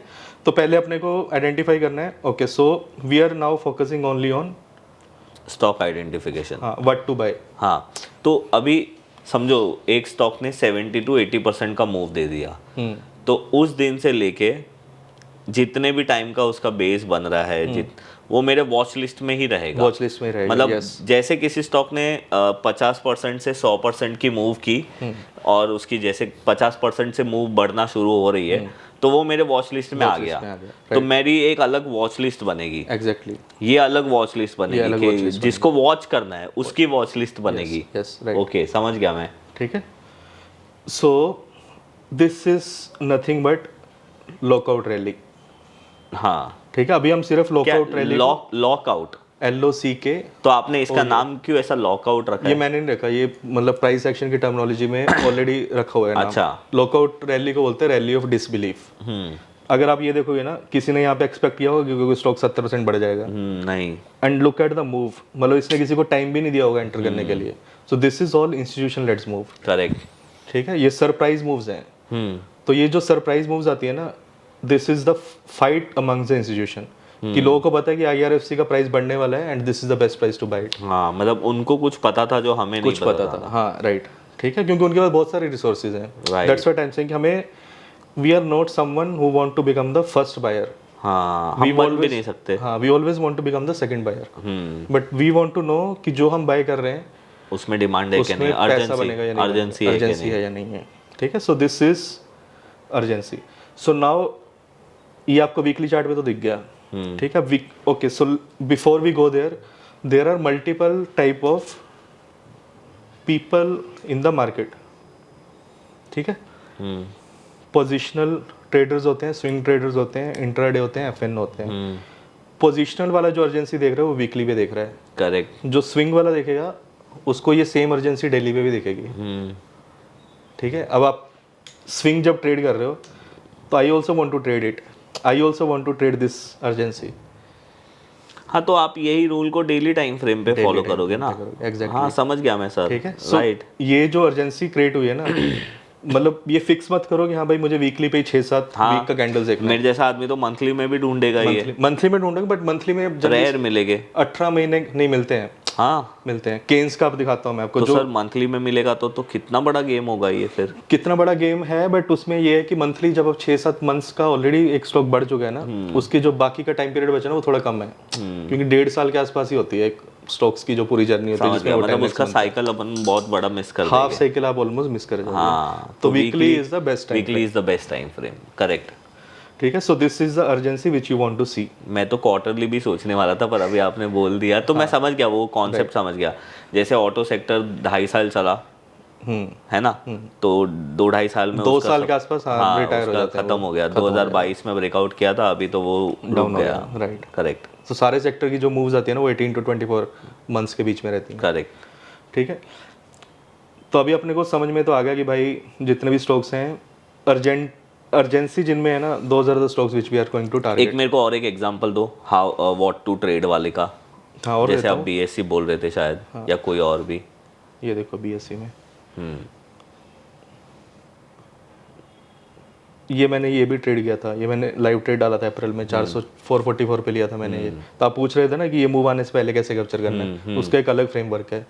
मैंने इसको रीटेस्ट पे ट्रेड किया था। हाँ, तो ये वो जो फ्रेमवर्क है वो आपको बताएगा कि इसको बॉटम पे कैसे खरीदना है, ठीक है। तो आपने इसको वॉच लिस्ट में कैसे डाला था, क्यों डाला था? वो अलग पूरा नहीं, वो वाला नहीं, मैं नॉर्मल मेथड की बात कर नॉर्मल में यही सेम। अभी आप यहाँ पे देखो, पहले तो ये पूरा कौन सा फेज है ये? हाँ, इग्नोरेंस ये तो वाला पूरा, फेज है, हाँ, वॉल्यूम ही नहीं है। उसके बाद यहाँ पे वॉल्यूम बिल्डअप स्टार्ट हुआ। ये देखो मैंने क्या बोला था, 6 से 8 वीक का एक फ्रैक्टल होता है मार्केट में, ठीक है। एक 8 वीक के फ्रैक्टल्स होते हैं, एक 12 वीक के फ्रैक्टल्स होते हैं, एक 3 वीक के फ्रैक्टल्स होते हैं। या तो स्टॉक 3 वीक तक बढ़ेगा, या 8 वीक तक बढ़ेगा, या 12 वीक तक बढ़ेगा, ठीक है। तो जो 12 वीक के साइकिल्स होते हैं वो generally at the start of fresh bull run होते हैं, जब बिल्कुल बुल रन अभी स्टार्ट हो रहा है। तो उसमें there are very high tendency कि जो भी स्टॉक बढ़ना स्टार्ट किया ना वो 12 हफ्ते तक बढ़ेंगे, ठीक है। So this is an edge for you. आप पूछ रहे थे ना कि मैं अर्जेंसी वाले पीरियड में कैसे बाय करूंगा, तो आपको अर्जेंसी वो डेली टाइम फ्रेम पे पता चल जाएगी, ठीक है, ठीक है। अभी मान लो स्टॉक्स को 12 हफ्ते के लिए बढ़ना है, तो अगर वो पहले 5 या 6 दिन कंटिन्यूसली बढ़ा, दैट्स हाई परफॉर्मर। अब वो 5-6 दिन में 30-35% बढ़ा होगा या 40% बढ़ा होगा, फिर वो एक पुल बैक देगा 12% के आसपास का। That is a time period when तो ये रैली कितनी बड़ी थी और कितने टाइम तक चली? ये 12 हफ्ते के आसपास हो गया अगर आप इसको कैलकुलेट करोगे। ठीक है, तो अगर मैं इसका फ्रैक्टल पकड़ता हूँ ना तो यहाँ से पकड़ूंगा। So this is the time when it is time to expand. ये यहाँ पे कॉन्ट्रैक्शन वाला पीवट बेस है। 1 2 3 4 5 6 7 8 9 10। उसके बाद फिर से ये 2 हफ्ते का एक बेस बनाया है, उसके बाद फिर से काउंट करोगे 1 2 3 4 5 6 7 8 9। तो ये 8 वीक वाला फ्रैक्टल बनाया है उसने। उसके बाद नहीं, 8 फिर इसने नहीं, base का भी वेट जी नहीं, ये भी काउंट होगा। मिनिमम 2 वीक्स का एक बीच में पॉज होना चाहिए to consider it as a base. ठीक है, so this is again a 12 week fractal. Okay, तो ये कहाँ से कहाँ गया? 400 नहीं, 500 से एवरेज आप पकड़ लो इसका, जो एक्चुअल में मतलब बाइंग होगी ना, या तो वो बंदा यहाँ पे बाय करेगा जो मोमेंटम वाला है, या फिर वो इस वीक बाय करेगा।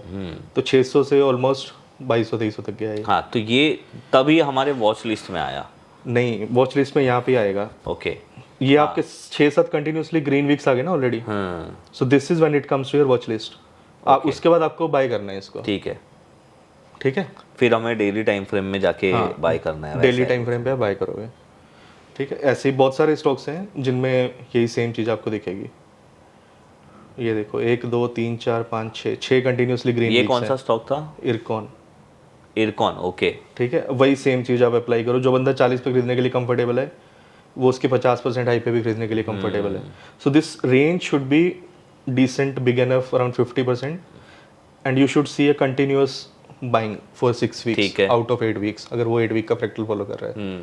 ठीक है, तो this is the first sign of urgency which you want to see before you keep these stocks in your watch list. ठीक है, ठीक है, तो नाउ जो मैंने स्टार्ट में बोला था ना कि मॉन्स्टर स्टॉक्स अराउंड 300-280 के आसपास काउंट था, जो 100% से ज़्यादा बड़े थे, उनमें जो 70 थे ना, उनमें ये कैरेक्टरिस्टिक्स। सॉरी सर, मैं आपको बीच में एक क्वेश्चन पूछूंगा। पहली बात, 2 क्वेश्चन है कि मैं ऐसे स्टॉक को ढूंढने के लिए कौन सा स्क्रीनर यूज करूं जिससे मुझे ये अर्जेंसी वाले स्टॉक मिले, और दूसरा ये जो आपने नीचे वॉल्यूम का इंडिकेटर लगाया ना, वो भी मुझे आप एक्सप्लेन करो। और आपने मूविंग एवरेज का तो बोल दिया कि वीकली में आपने ये 10 मूविंग एवरेज रखा है, जो डेली में 50 हो जाएगा। ठीक है, तो बेसिकली स्क्रीनर जो आप लगाओगे ना, आप स्क्रीनर ये लगाओगे अगर तो आप वीकली में इसको आइडेंटिफाई करना चाह रहे हो कि जितने भी स्टॉक्स हैं वो 50% से ज़्यादा मूव किए हैं लास्ट 8 वीक्स में। ओके, तो आपने ऐसा स्क्रीनर बनाया है? बना दूंगा मैं, आपको चाहिए रहेगा तो। मैं जनरली स्टेज 2 के बेसिस पे आइडेंटिफाई करता हूँ। ठीक है, और जब आप डेली पे करोगे, वो मेरे पास स्क्रीनर है, आई विल शेयर दैट, कि कौन कौन से स्टॉक्स हैं जो 20% बढ़ रहे हैं लास्ट 5 डेज में। ओके, मतलब लास्ट 5 डेज में 20%? हाँ, 5 उसको चेंज भी कर सकते हो depending on the market condition, कि मार्केट अगर 2% बढ़ी है तो 20 की जगह 15 कर दो, या 14 कर दो, या 12 कर दो। अगर मार्केट 5%, 3x के आसपास आपका होना चाहिए कि अगर मार्केट 5% बढ़े तो I want to find the leader stock जो 15% से ज़्यादा बढ़े हो पूरे हफ्ते में। नहीं, जब मार्केट उतना बढ़ा है। हाँ, मतलब जब भी, मतलब मार्केट के कंपैरिजन में वो ना। हाँ, मार्केट के कंपैरिजन बता रहा हूँ। जैसे मैं मान लो निफ्टी पकड़ता हूँ, या आप mid cap small cap index पकड़ सकते हो। ठीक है, ये मिड स्मॉल है, ये भी एक अर्जेंसी है। हाँ, देखो 12 हफ्ते का फ्रैक्टल होगा ये। तो आपको जब इसको पकड़ना है ना, आपको लीडर स्टॉक पकड़ने हैं।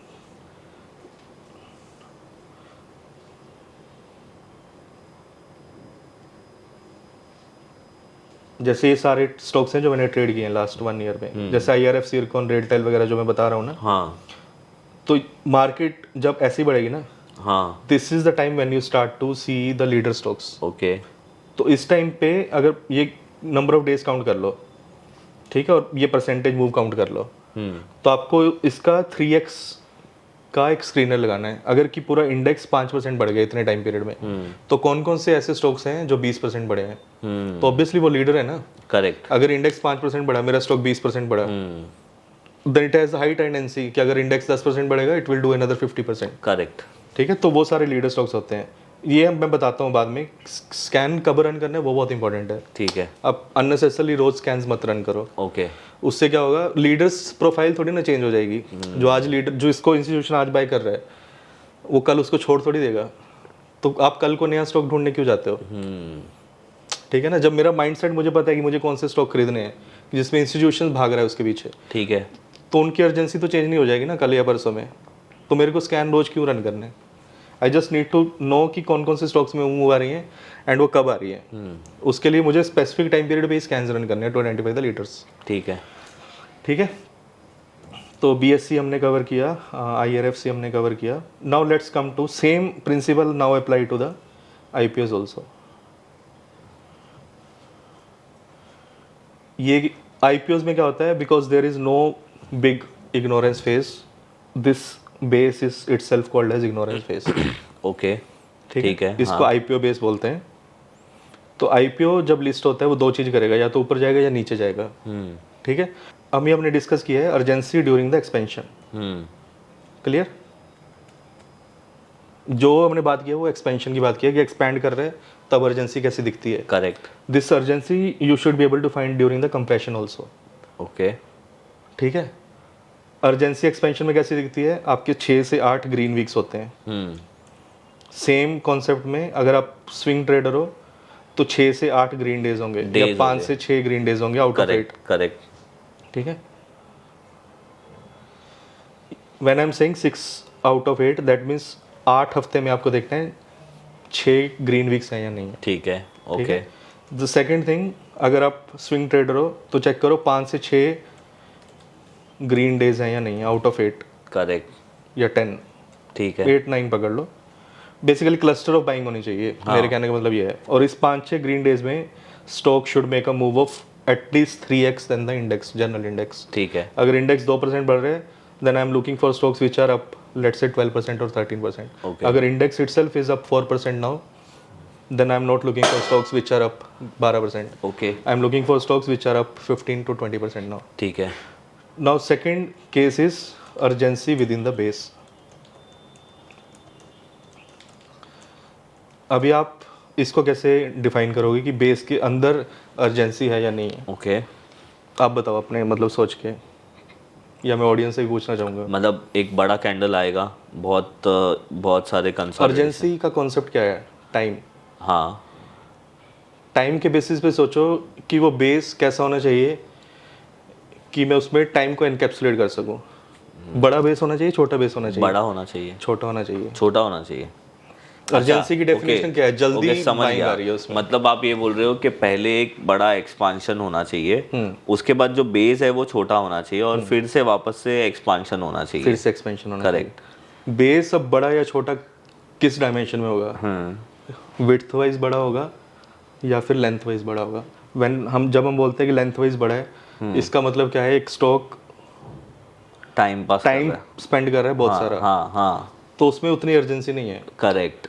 राइट। जो भी स्टॉक्स 12 हफ्ते से ज़्यादा टाइम, अभी मैं अगेन ASM फ्रेमवर्क को बीच में नहीं लेके आ रहा। हाँ। उसके आने से थोड़ी बहुत चीज़ें बदल गई हैं, बट इन जनरल कोई भी स्टॉक जो हाई अर्जेंसी में होता है ना, okay let's before we go there let's just go one step back. हम लोग आइडेंटिफाई क्या कर रहे हैं? हम लोग आइडेंटिफाई कर रहे हैं जो स्टॉक्स 10x होते हैं। ठीक है, 10x कैसे होते हैं स्टॉक्स? यहाँ से बढ़ना स्टार्ट करते हैं, यहाँ बेस बनाता है। ठीक है, फिर बढ़ता है, फिर बढ़ते हैं, फिर वापस थोड़ा बेस बनाएंगे, फिर बेस बनाता है, फिर बढ़ता है। हाँ। फिर बेस बनाता है, फिर बढ़ता है। हाँ। जनरली 3 से 4 बेसिस बनाता है एक्स्ट्रा। हाँ हाँ। एक्सपेंशन का फ्रैक्टल क्या है? 12 हफ्ते का है, अभी बताया मैंने। Right right. तो एक स्टॉक जो इनिशियल बुल रन में एंटर किया वो अराउंड 8 हफ्ते का फ्रैक्टल फॉलो करेगा या 12 का फॉलो करेगा? तो 12 हफ्ते मतलब 3 महीना। ये पूरी जो जर्नी है ना, ये 1.5 साल की है। ठीक है। ठीक है, आप इसको मैथमेटिकली स्प्लिट करने की कोशिश करो कि उस 1.5 साल की जर्नी में क्या होता होगा।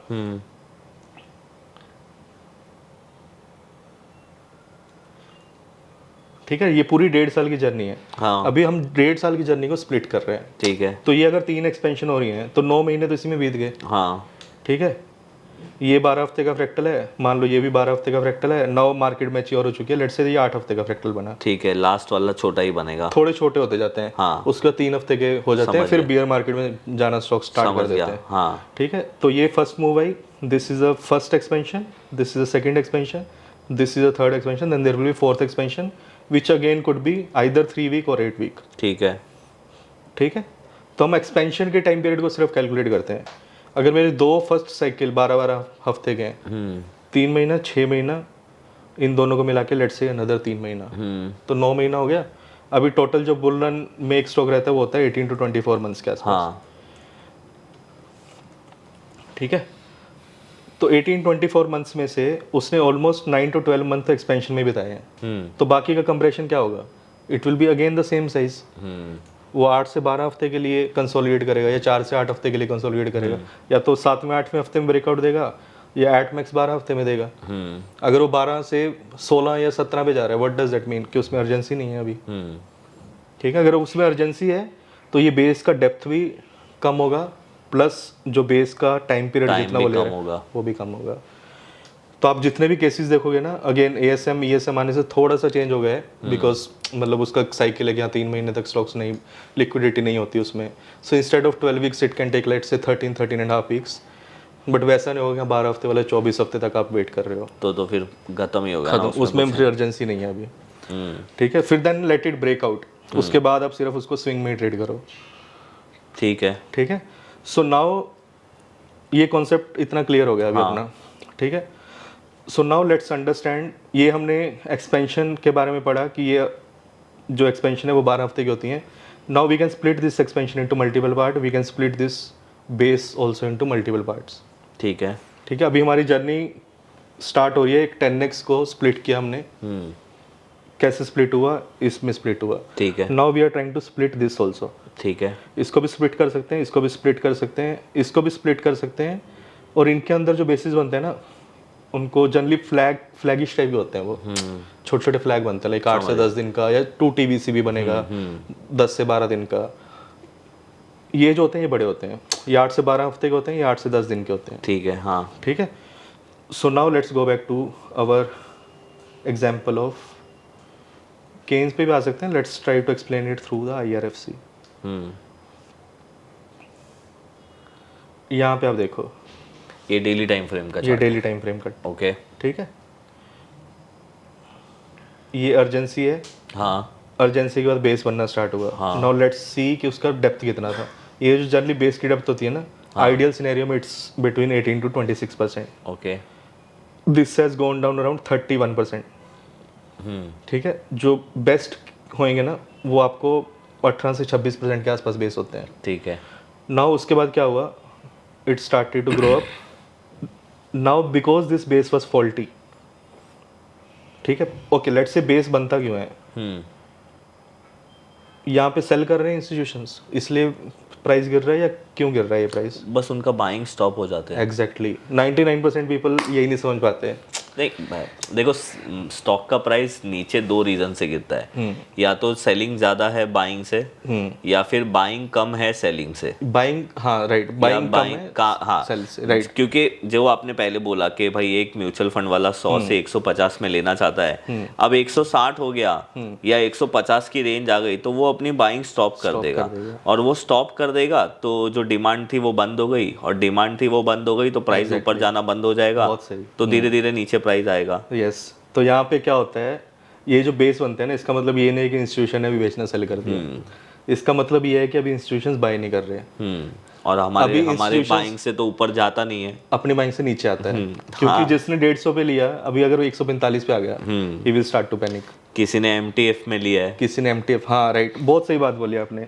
Now concept of market participants कम है, कि मार्केट में कितने टाइप के पार्टिसिपेंट्स होते हैं। एक तो इंट्राडे ट्रेडर हैं, एक MTF वाले हैं, दूसरे जो 5 दिन की लेवरेज पे लेके बैठे हैं। हाँ, किसी ने 150 में फोमो में आके ले लिया, उसके बाद ऊपर नहीं जा रहा है तो 4 दिन हो गया तो उसने बेच दिया। हाँ, सबसे पहले कौन ट्रैप होगा? इंट्राडे वाले ट्रैप होंगे। जिसने इस दिन बाय किया है वो ट्रैप हो गया अभी, उसकी वजह से सेलिंग स्टार्ट हुई। अभी उसको क्या है, इसको क्लोज करना है, because now the stock is down almost like 7 or 8% in a day, right. अगर इसका एक पर्टिकुलर कैंडल देखता हूँ तो मैं 7% डाउन है, ठीक है, इस पर्टिकुलर डे को। तो जब ये स्टॉक 7% एक दिन में गिरा, तो इसका मतलब क्या है, जिसने ऊपर भी बाय किया था तो पैनिक करके निकल गया। अभी जिसने बाय किया था कि भाई मैं 4-5 दिन तक देखता हूँ इसको, 5 डेज की जो लेवरेज पे लेके गया, 5 दिन बाद क्या हुआ, 1 2 3 4 5th डे ब्रोकर ने माल बेच दिया उसका। हाँ राइट, और पैनिक स्टार्ट हुआ, फिर और गिरा स्टॉक। फिर जिसने पूरा पैसा दे के लिया था वो डर के निकल गया, वो भी निकल गया। तो left side of the base ये बहुत इंपॉर्टेंट है। मैं तभी बोल रहा हूँ कि ये जो फाउंडेशन अगर जिसको पता है ना, तो आप कितने मर्जी सेटअप्स बना सकते हो। अगर मुझे पता है ना कि ये भाई ऐसा होगा, सो दिस इज द टाइम, अगर मैं शॉर्ट सेलर हूँ, सेल भी कर सकता हूँ। This is the time when you will make the most money. आप मुझे बता दो इस रेंज में आप पैसा कमा सकते हो?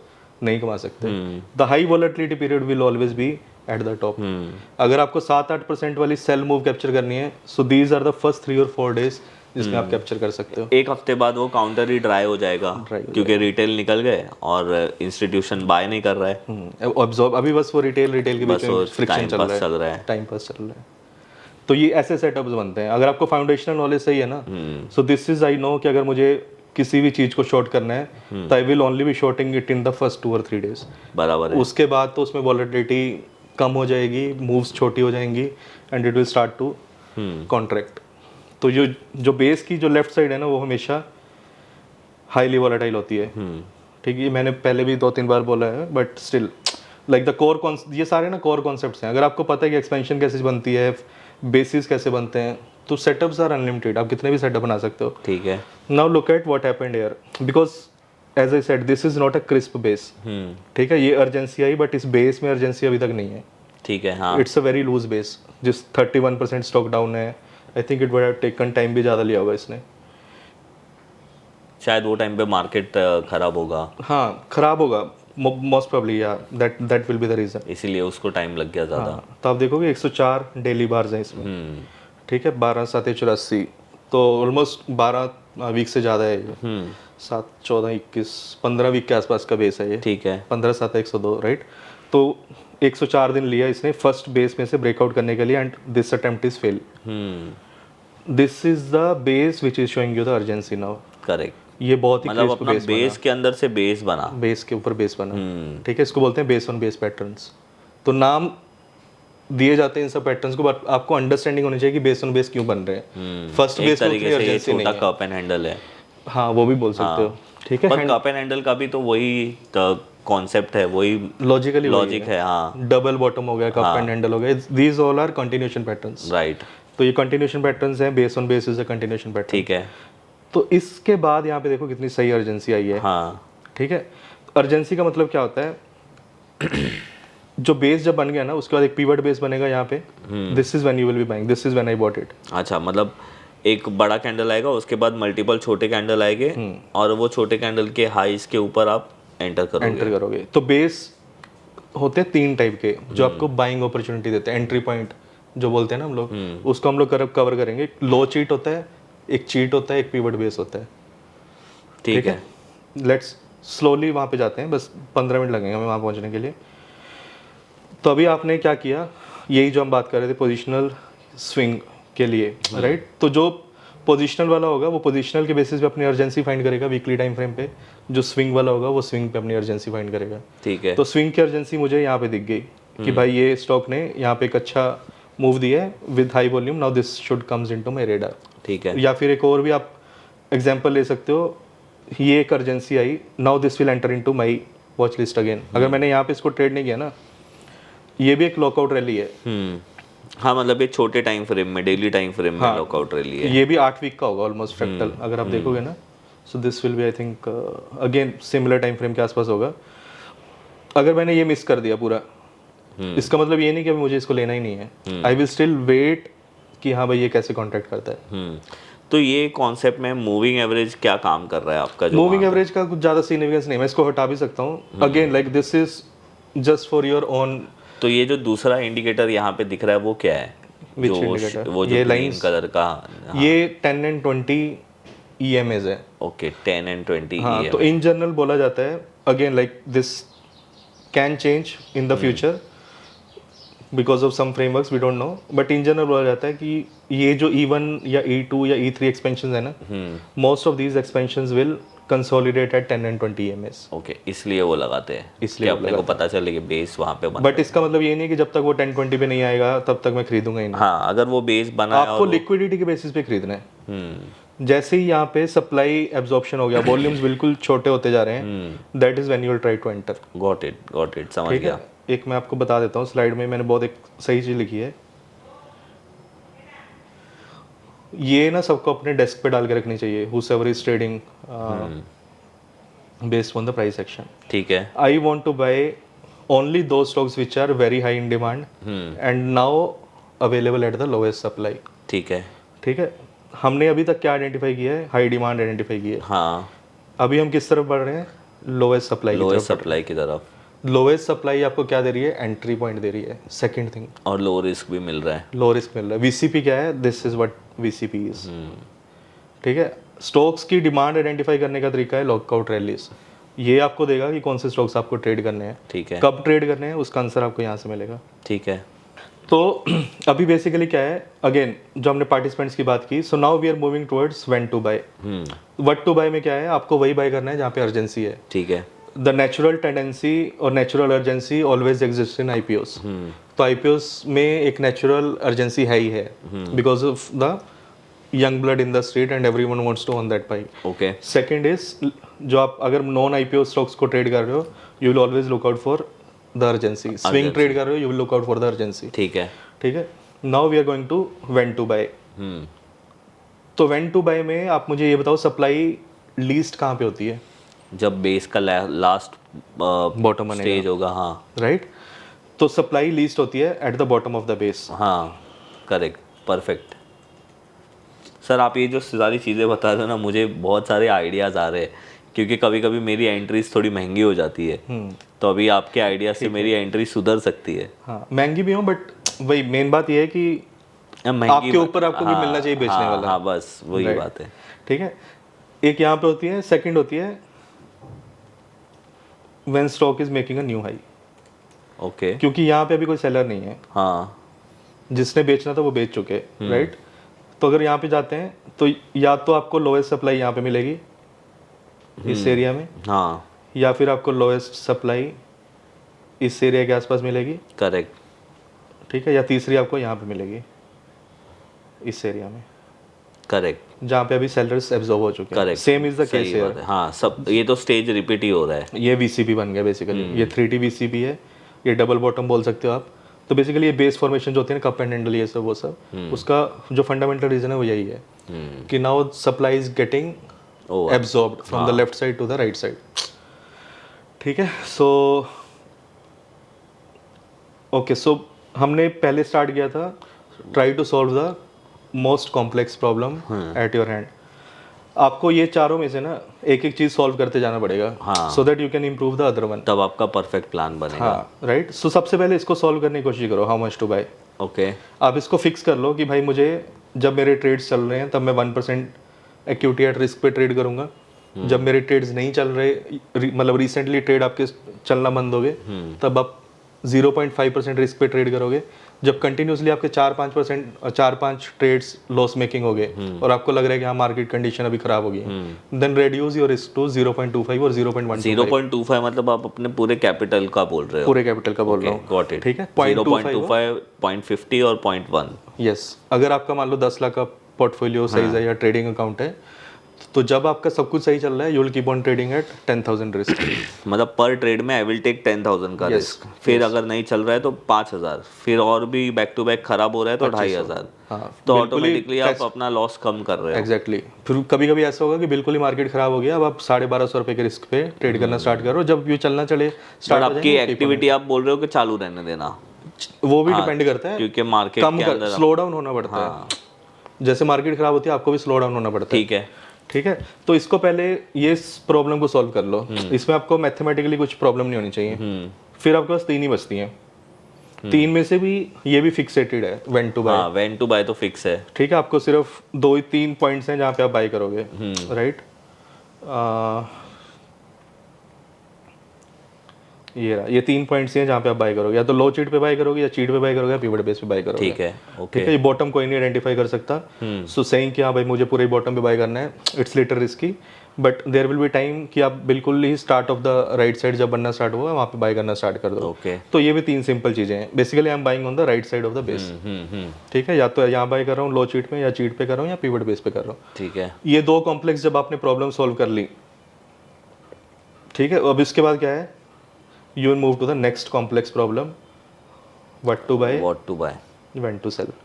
ठीक है, अब ये सेल को भी आप सिंप्लीफाई कर सकते हो, sell only when the stock is extended. ठीक है, एक्सटेंडेड मतलब ओके, बेसिकली सेलिंग जो होती है 2 टाइप की होती है, सेल ऑन स्ट्रेंथ,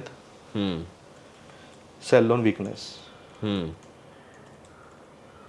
ठीक है, सेल ऑन स्ट्रेंथ का मतलब क्या है, आप स्टडी करो कि ये जो मूव्स होती है ना, जैसे मैंने बोला यहाँ पे कि ये जो 2020-21 की मार्केट थी, इसमें जो टोटल मूव होती थी ना वो 80% से 100% के बीच होती थी। करेक्ट। जो अभी 2023 वाली बुल रन रही है, तो 23 से 24 वाली, उसमें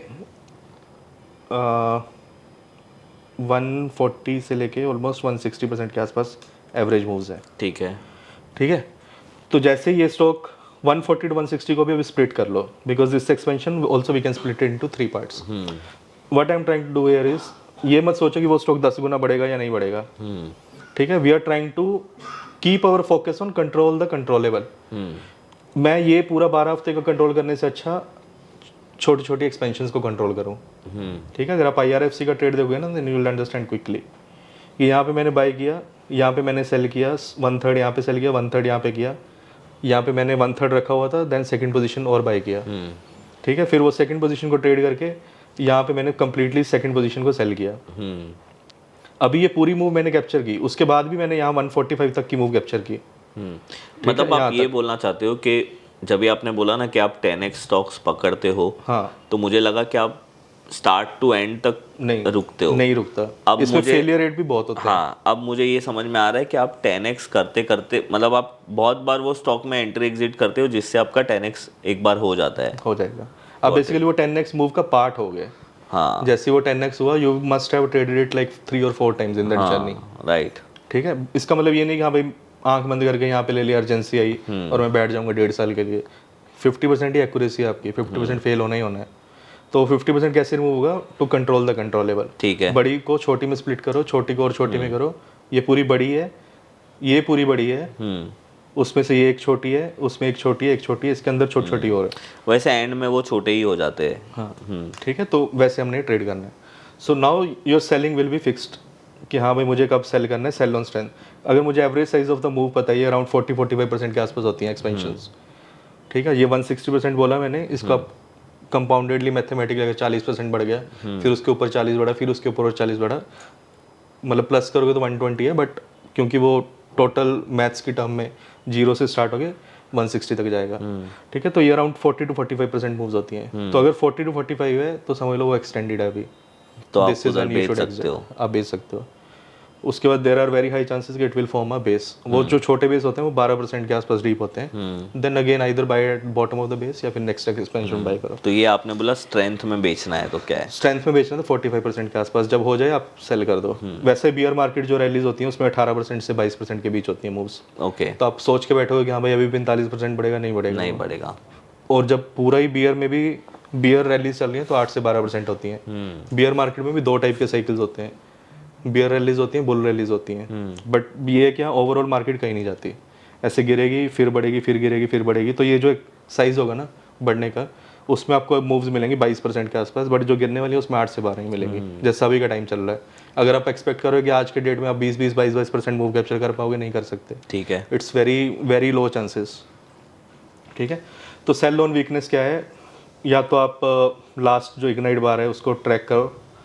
इग्नाइट बार होती है जो जिस बार में एक्चुअल पैसा पोर हुआ है। जैसे एक बार है जिसमें एक्चुअल मनी पोर हुई है, दिस इज अनदर बार जिसमें एक्चुअल मनी पोर हुई है, दिस इज अनदर बार जिसमें एक्चुअल मनी पोर हुई है। ओके। मेरे पास इंडिकेटर वेव में दे दूंगा। ठीक है, इग्नाइट बार का वो यहाँ पे एक पॉइंट डॉट बना देता है, तो वो डॉट के बेसिस पे आप डिसाइड कर सकते हो कि इग्नाइट बार है या नहीं है। तो बेसिकली जैसे मान लो ये सारी इग्नाइट बार्स हैं, तो जैसे ये बार ब्रेक हो आप निकल सकते हो। और सेकंड तरीका है मूविंग एवरेजेस, कि आप 10 या 20 EMA पे, क्योंकि ये एक्सपेंशन वाले जो बेसिस हैं they generally follow 10 and 20 EMAs। 10-20 EMA break किया तो आप निकल जाओ। वो वीकनेस वाला हो गया। वो वीकनेस हो गया, selling on the first sign of the weakness.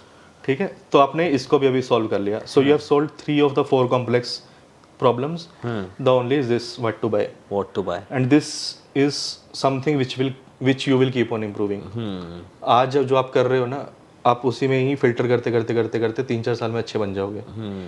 आपको पहले ये प्लान करना है कि हाँ ठीक है, जो भी मैं बाय कर रहा हूँ वो चल रहा है या नहीं चल रहा है। अगर नहीं चल रहा तो इसका मतलब आपकी बाइंग में प्रॉब्लम है। ठीक है। अगर चल रहा है बट वो 50% बढ़ रहा है, 60% बढ़ रहा है, तो आपको आइडेंटिफाई करना पड़ेगा वो उन स्टॉक्स में क्या कैरेक्टरिस्टिक्स हैं जो 500-600% बढ़ते हैं। ठीक है। तो मेन कैरेक्टरिस्टिक्स उसमें होती है लॉकआउट रैलीज। ठीक है, so this is how you will create a trading plan. ये हमने ऑलरेडी सॉल्व कर ली 3 इक्वेशंस। एक्सटेंडेड पे करो, इंक्रीज वॉलेटिलिटी, पे करो। मतलब एक तरीके से सर आपने तो सिस्टम ही बना दिया ना, आपने ये 4 सवाल का जवाब दिया और आपने उसका पूरा सिस्टम बना लिया and then you will follow the system. Exactly. मतलब सही है, बराबर है ये तो। ठीक है, तो अभी मेरे पास यही चीज़ बचती है जो आपको कीप ऑन इम्प्रूविंग वाली चीज़ है। ठीक है। ये ऐसा नहीं है कि आप 2 महीने में या 3 महीने में इम्प्रूव कर जाओगे, इट विल टेक टाइम। ठीक है, व्हाट टू बाय में मतलब थीम्स आइडेंटिफाई करना बहुत इंपॉर्टेंट है। ओके। ठीक है, तो वहाँ पे आते हैं 2 मिनट में। तो IPOs हैं, ये हमने पहले कवर कर लिया कि जो भी 15 से 20% 5 दिन में बढ़ रहे हैं वो जनरली लीडर स्टॉक्स होते हैं, they become the themes. Okay. ठीक है, ये भी स्कैन्स में सारे दे दूंगा आपको। अभी आता है IPOs V2.0, second version of IPOs। तो फर्स्ट हमने ऑलरेडी कवर किया था विवेक सर के साथ। तो सेकंड में क्या है कि ये जो माउंट एवरेस्ट या स्टेयर केस हमने ऑलरेडी कवर किया है, इनकी कैरेक्टरिस्टिक्स। अगेन सेम अर्जेंसी वाला कॉन्सेप्ट जो आपने बताया, हाँ। कि बेस के बॉटम में अर्जेंसी आएगी, रिवर्सल्स आएंगे। उसका साइज हमने ऑलरेडी कवर किया, 18 to 26% डीप होना चाहिए, 12 हफ्ते का बेस होना चाहिए। तो सेम ही है, ये कॉन्सेप्ट सेम है इसमें बेस के। एक और स्पेशल टाइप का IPOs होते हैं जिनमें फर्स्ट डे को इग्नाइट बार बनती है, मतलब बड़ा कैंडल, बड़ा कैंडल। अर्जेंसी पहले ही दिन है। स्विगी में बना था। स्विगी में बना था, ओके। ज्योति CNC में बना था, ओके। आईरेडा में बना था। आप इनको देखो, ये कौन सा स्टॉक है? IREDA Indian renewable energy. Okay.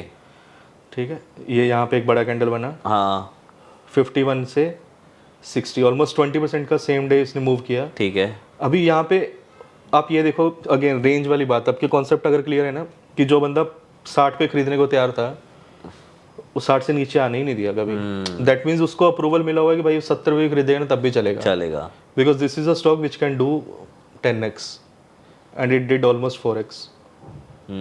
ठीक है, अब ज्योति CNC को पकड़ो, यहाँ पे मतलब आप बोल रहे हो कि फर्स्ट डे वो कैंडल पूरा होना चाहिए, ऊपर से ऐसा नीचे आधा शेडो नहीं होना चाहिए। बताता हूँ, दोनों सिनेरियो बताता हूँ। हाँ। मेन जो है रेंज आप आइडेंटिफाई करो कि अगर वो 20% की रेंज थी पहले दिन उसमें, ओके। तो जब उसके बाद की जो मूव थी वो रेंज दोबारा से ब्रीच किया या उसी रेंज में बाइंग दोबारा से है। ये सोचो कि जो बंदा 420 पे या 430 पे खरीदने को कंफर्टेबली बाय कर रहा है, वो जब दोबारा से स्टॉक प्राइस उसी रेंज में आ रहा है तो वो बाय कर रहा है नहीं कर रहा है। अगर मान लो कोई कंफर्टेबली ये 370 से बाय होना स्टार्ट हुआ, इसको 2 पार्ट में डिवाइड कर दो, upper part versus lower part. ठीक है, हाफ में जब भी आ रहा है इसमें बाइंग आ रही है दोबारा से, what does that mean? Comfort level demand है। हाँ डिमांड है। Correct. So these are the high performing stocks which will move immediately. Okay. ठीक है, और बाकी के जो हमने कवर किए थे बेसिस पे, जो बेस बनाते हैं फर्स्ट डे के बाद IPO बेस, केन्स हो गया, राइट। एक और बताता हूँ मैं आपको, वारी का एग्जांपल लेके। इसके केस में रिवर्स हुआ। अभी आप देखो कि स्टॉक ऊपर खुला, नीचे क्लोज हुआ। अभी अगर मुझे इसमें अर्जेंसी आइडेंटिफाई करनी है तो मैं कैसे अर्जेंसी आइडेंटिफाई करूंगा? आपको back to back green candle चाहिए। ग्रीन कैंडल्स चाहिए, मुझे ये देखना है कि इसमें फर्दर सेलिंग आ रही है या नहीं आ रही। Okay. What does that mean? कि जो बंदा 2300 पे सेल करके गया, अगले दिन प्राइस है 2380, जिसने 2300 पे सेल किया वो 2380 पे क्यों नहीं सेल कर रहा अभी? उसको तो ज़्यादा प्राइस मिल रहा है ना। अभी प्राइस हो गया 2440। तो जो बंदा 2380 पे सेल करके गया, अभी उसको 2440 पे सेल करने का मौका मिल रहा है, बट वो नहीं सेल कर रहा है। ओके। उसके बाद क्या हुआ, यहाँ पे पूरा गेम बना। अभी उसने अपना हाई ब्रेक कर दिया 2600 का। करेक्ट। तो जो बंदे मतलब फर्स्ट डे को यहाँ पे सेल करने के लिए कंफर्टेबल थे कि 2500 पे, कहाँ गए वो लोग? गायब भी हो गए। सो what does that mean? This selling was never from the institutions. इसको सिर्फ एक रिटेल ने सेल किया या उसने सेल किया जो IPO का प्रॉफिट बुक करना चाहता था, बुक कर रहे थे। इंस्टीट्यूशन में अभी भी उसकी डिमांड है। ओके। तो ये जो पूरा एक्शन है ना, ये बहुत छोटे से टर्म में होता है। It does not take more than like 2 weeks 3 weeks of time. तो आपको यहाँ से पता चल जाएगा कि हाँ, this is an again urgency emerging just on the 4th day. ठीक है। ठीक है, तो अर्जेंसी में अगर आया दोबारा से, आपको बाइंग फिर से आई, फर्स्ट डे का हाई उसके आसपास चल रहा है, अपर रेंज में चल रहा है, this is when you will start to plan buying in this stock. ठीक है। तो ये तो हो गए IPOs में इग्नाइट बार फॉर्मेशन वाले स्टॉक्स। ठीक है। Right. The second is themes. IPOs में भी थीम्स होती हैं। ठीक है, अगर IPOs साल में 70 से 80 आ रहे हैं ना, उनमें से 7 या 8 IPOs ऐसे होंगे जो बहुत हाई परफॉर्मिंग होंगे। जैसे आप एक एग्जांपल लोगे ना, इनका देखो केन्स, आप मंथली पे चले जाते हैं, देखो मंथली टाइम फ्रेम इसका, ठीक है। वीकली पे चले जाओ, आप वीकली पे भी आपको बहुत स्ट्रॉन्ग चार्ट्स हैं इसके, ठीक है। उसके बाद ये फर्स्ट IPO नहीं था जो लिस्ट हुआ, फर्स्ट IPO था सायरामा SGS। लुक एट दिस, ठीक है। ये सब सेम सेक्टर से थे। एग्जैक्टली अभी आप इसका अगर DRHP पढ़ोगे ना, ये सारी कंपनी सेम सेक्टर से आ रही हैं। इन लोग को पैसा चाहिए ग्रोथ के लिए, बिकॉज दे आर प्रोजेक्टिंग कि नेक्स्ट 5 years में जो EMS मार्केट है it will grow at 50%। Okay, ठीक है, market will grow at around 20-22%, but these companies they are claiming that they will grow at 50%। तो उसका क्या मतलब है, उसमें बहुत सारा सेक्टर टेलविंड्स हैं, and these are the companies which want to capture that sector tailwind. सही है। So this is another sign कि अगर मल्टीपल सेक्टर से एक ही टाइम पे cluster of companies are getting listed, एक सेक्टर से, हाँ, एक ही सेक्टर हाँ, मल्टीपल कंपनीज आ रही है, और उसमें ये भी होना चाहिए कि वो कंपनी आपको दिखा रही है कि हाँ भाई हम लोग ये पैसा ग्रोथ के लिए लगा रहे हैं, और आपको वो दिखेगा भी। वो आप पूछ रहे थे ना मेरे को कि ये वाला क्या है, तो अभी आप देखो इसकी अर्निंग्स कैसे ग्रो की हैं। इस पे चलते हैं, केन्स पे। वो वाला आपने कैसे लगाया, ये वाला साइड पे? ये QE अल्ट्रा इंडिकेटर है, बेसिकली ये अर्निंग्स का इंडिकेटर है, ये मैं आपको बता दूंगा। फ्री है? ये फ्री नहीं है। ओके, ये एक मेरा स्टूडेंट था, उसने बिल्ड किया था, सो ठीक है, I will get you the access and all, ठीक है। फ्री वाला भी है इसका, आई थिंक एक किसी बंदे ने बनाया है। और यहाँ पे अगर क्लियर नहीं है तो लेट्स गो टू स्क्रीनर, आप इसकी अर्निंग्स देखो, ठीक है। IPO आया है इसका आई थिंक 23 के अप्रैल के आसपास आया होगा। अप्रैल में मैंने ट्रेड किया है, हाँ मैंने अप्रैल में ट्रेड किया है। सो लेट्स सी द 2023 की अर्निंग्स। मार्च की अर्निंग्स है उसकी,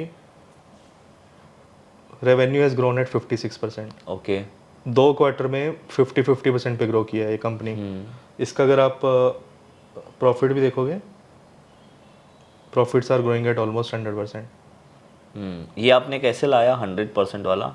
ये यहाँ पे ये click करो, परसेंटेज कैसे लाया? इसको एक्सपेंड करेंगे ना तो आप यहाँ पे आ जाएगा। Okay, Y profit growth. तो ये सारी जो कंपनीज है ना सेम सेक्टर से आती हैं, विच आर क्लेमिंग कि हम लोग 50% पे ग्रो कर सकते हैं ईयर ऑन ईयर। आप अगर क्वार्टर ऑन क्वार्टर पे नहीं जाके देखते तो ईयर ऑन ईयर पे भी देख सकते हैं।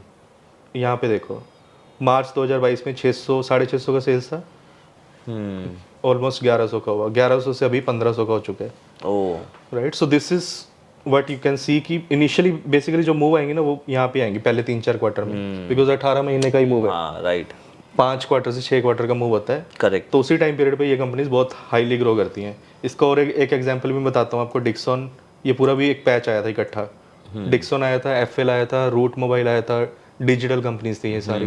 कुछ OTP प्रोसेस कर रही हैं, कुछ डिजिटल एड्स प्रोसेस कर रही हैं, ठीक है, कुछ कंज्यूमर रिलेटेड लाइक एप्पल्स के मोबाइल्स बना रही हैं, राइट। सो ये सारी कंपनीज में भी यही कॉमन था। अब देखोगे ना यहाँ पे इन लोग की जो सेल्स थी ना वो वैसे ग्रो की थी, इसमें डेटा नहीं है 2019-20 का, बट अगर आप इसका 2019-20 की सेल्स देखोगे ना देन यू विल रियलाइज कि मैं क्या बोल रहा हूँ।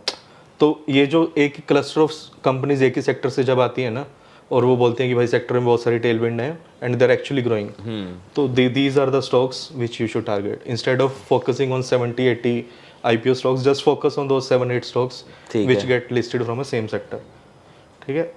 और इन जनरल ये 4 सेक्टर्स हैं जिनमें हमेशा पैसा बना है, टेक्नोलॉजी, FMCG, कंज्यूमर गुड्स। हाँ, कंज्यूमर गुड्स एंड FMCG। आप रिसेंटली अगर एग्जांपल देखो तो पॉलीकैब करके कंपनी थी जो आई थी, करेक्ट, ठीक है। फिर उसके बाद आपकी D2C में बहुत सारे प्लेटफॉर्म बिजनेसेस आप पकड़ सकते हो। जोमेटो आया था, फिर उसके पहले IEX आया था। IEX तो खैर B2B है। फिर फार्मा, हॉस्पिटल और फार्मा हॉस्पिटल्स ये बहुत स्ट्रॉन्ग बिजनेसेस होते हैं। ये पैथ लैब्स देखोगे आप, विजय डायग्नोस्टिक आया था, करेक्ट, वो बहुत स्ट्रॉन्ग मूव किया है। फिर उसके बाद लालपथ लैब अपने IPO फेज में बहुत अच्छा मूव किया था। हॉस्पिटल्स में रेनबो का IPO आया था। फिर उसके बाद यथार्थ का IPO आया। फार्मा में इसका आया, मैनकाइंड का आया, MK का आया, राइट। तो बहुत सारी कंपनीज हैं लाइक जो इन सारे सेक्टर्स में बेसिकली क्या होता है कि हमेशा कुछ ना कुछ अच्छा रहता है, हाँ right. They are basically volume based play, कि जैसे जैसे वॉल्यूम बढ़ता रहेगा प्रोडक्ट्स का वैसे वैसे उनका से एफएमसीजी में बेक्टर फूड्स आया था 10x हुआ वो ऑलमोस्ट, वरुण बेवरेजेस आया था करेक्ट। वो 5x हुआ, डी मार्ट आया तो वो 10x हुआ, राइट। टेक्नोलॉजी में तो बहुत सारे स्टॉक्स हैं लाइक एफएल है, रूट है, डिक्सन है, फिर उसके बाद एफएसएल है। FSL is in BPO but consider कर सकते हो। आईपीओ की अगर मैं बात करता हूँ, रिसेंटली ओरिएंट टेक करके कंपनी आई थी, जैगल आया था, ये देखो। So this is a clean जो हमें चाहिए। These are the stocks which you should always keep in your watch list. जो इस सेक्टर से आते हैं ना वो बाय डिफॉल्ट आपकी वॉच लिस्ट में जाने चाहिए, ठीक है। ये था, फिर जैगल था, ये देखो। ये सारे स्टॉक्स मतलब by default you can say कि there are very high chances कि they will perform well. Okay. मतलब ये नहीं कि आप आंख बंद करके लेना चालू कर दीजिए, but instead of like focusing on 70 names, just focus on these 3-4 sectors. ठीक है। ठीक है। या व्हाट शुड बी अवॉइडेड, कोई भी नॉन लिस्टेड स्पेस में से जब पहली कंपनी लिस्ट होती है, इंश्योरेंस अगर आप पकड़ लो, ठीक है, उसमें आईसीआईसीआई लोम्बार्ड लिस्ट हुआ, वो नहीं चला। आप पथ लैब्स में पकड़ लो, आई थिंक मेट्रोपोलिस था या लालपत था, पहली कंपनी जब लिस्ट होती है ना उसके बहुत ही लो चांसेस है चलने के, बट जैसी सेकंड कंपनी लिस्ट होगी ना then there is a comparison होगा, राइट। फिर या तो वो पूरा सेक्टर बढ़ेगा या फिर उसमें एक आपको देखेगा मतलब कुछ एक्शन होना स्टार्ट हो गया है। तो जो मेरा एक्सपीरियंस के बेसिस पे है ना, फर्स्ट कंपनी जब भी कोई listed space non listed space में आती है ना, उसको आप स्विंग की तरह ट्रेड करो। ओके। अगर आप ट्रेड कर आपकी अगर सारी कंडीशंस फॉलो होती हैं, जैसे एक्जिकॉम का मैंने स्पेसिफिकली लिखा भी था ये चीज़, ये भी मेरा एक लाइव ट्रेड था जो मैंने डाला था ट्विटर पे, ठीक है। तो इसमें मैंने लिखा था कि this is the first company which I am trading which is where I am not following this rule, और मैंने ये उसको स्विंग की तरह ही ट्रेड किया। आई एग्जिटेड कम्प्लीटली हेयर। ओके। उसके बाद मुझे कुछ फर्क नहीं पड़ता वो क्या करता है। ठीक है। ठीक है। जो फर्स्ट फेज होता है ये generally you will C in many companies कि बहुत सारी कंपनीज में एक फर्स्ट पंप आता है, उसके बाद फिर ड्रॉप हो जाती है। बट ये जो सारी कंपनीज है ना इन चारों सेक्टर्स की रिमेनिंग 4, इनमें बहुत हाई चांसेस हैं कि अगर आपका सही चला ना तो these are the candidates which will do like 5 to 10x, ये 4 सेक्टर्स। ठीक है। Like historically also like almost 90% of the multibaggers have come from these 4 sectors only, right. ठीक है। ये मैंने थीम्स की कुछ एग्जांपल्स दिए हैं, अगेन हमने कवर किया, सेम कॉन्सेप्ट है।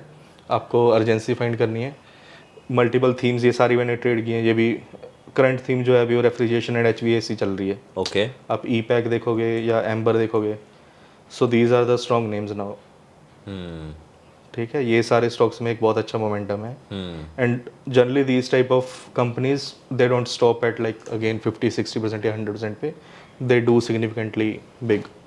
ओके। तभी ओवरऑल मार्केट कैसा रहता है उसके बेसिस पे भी थोड़ा डिपेंड करेगा, but in general this is the current theme which I believe will last for another 1 year और सो।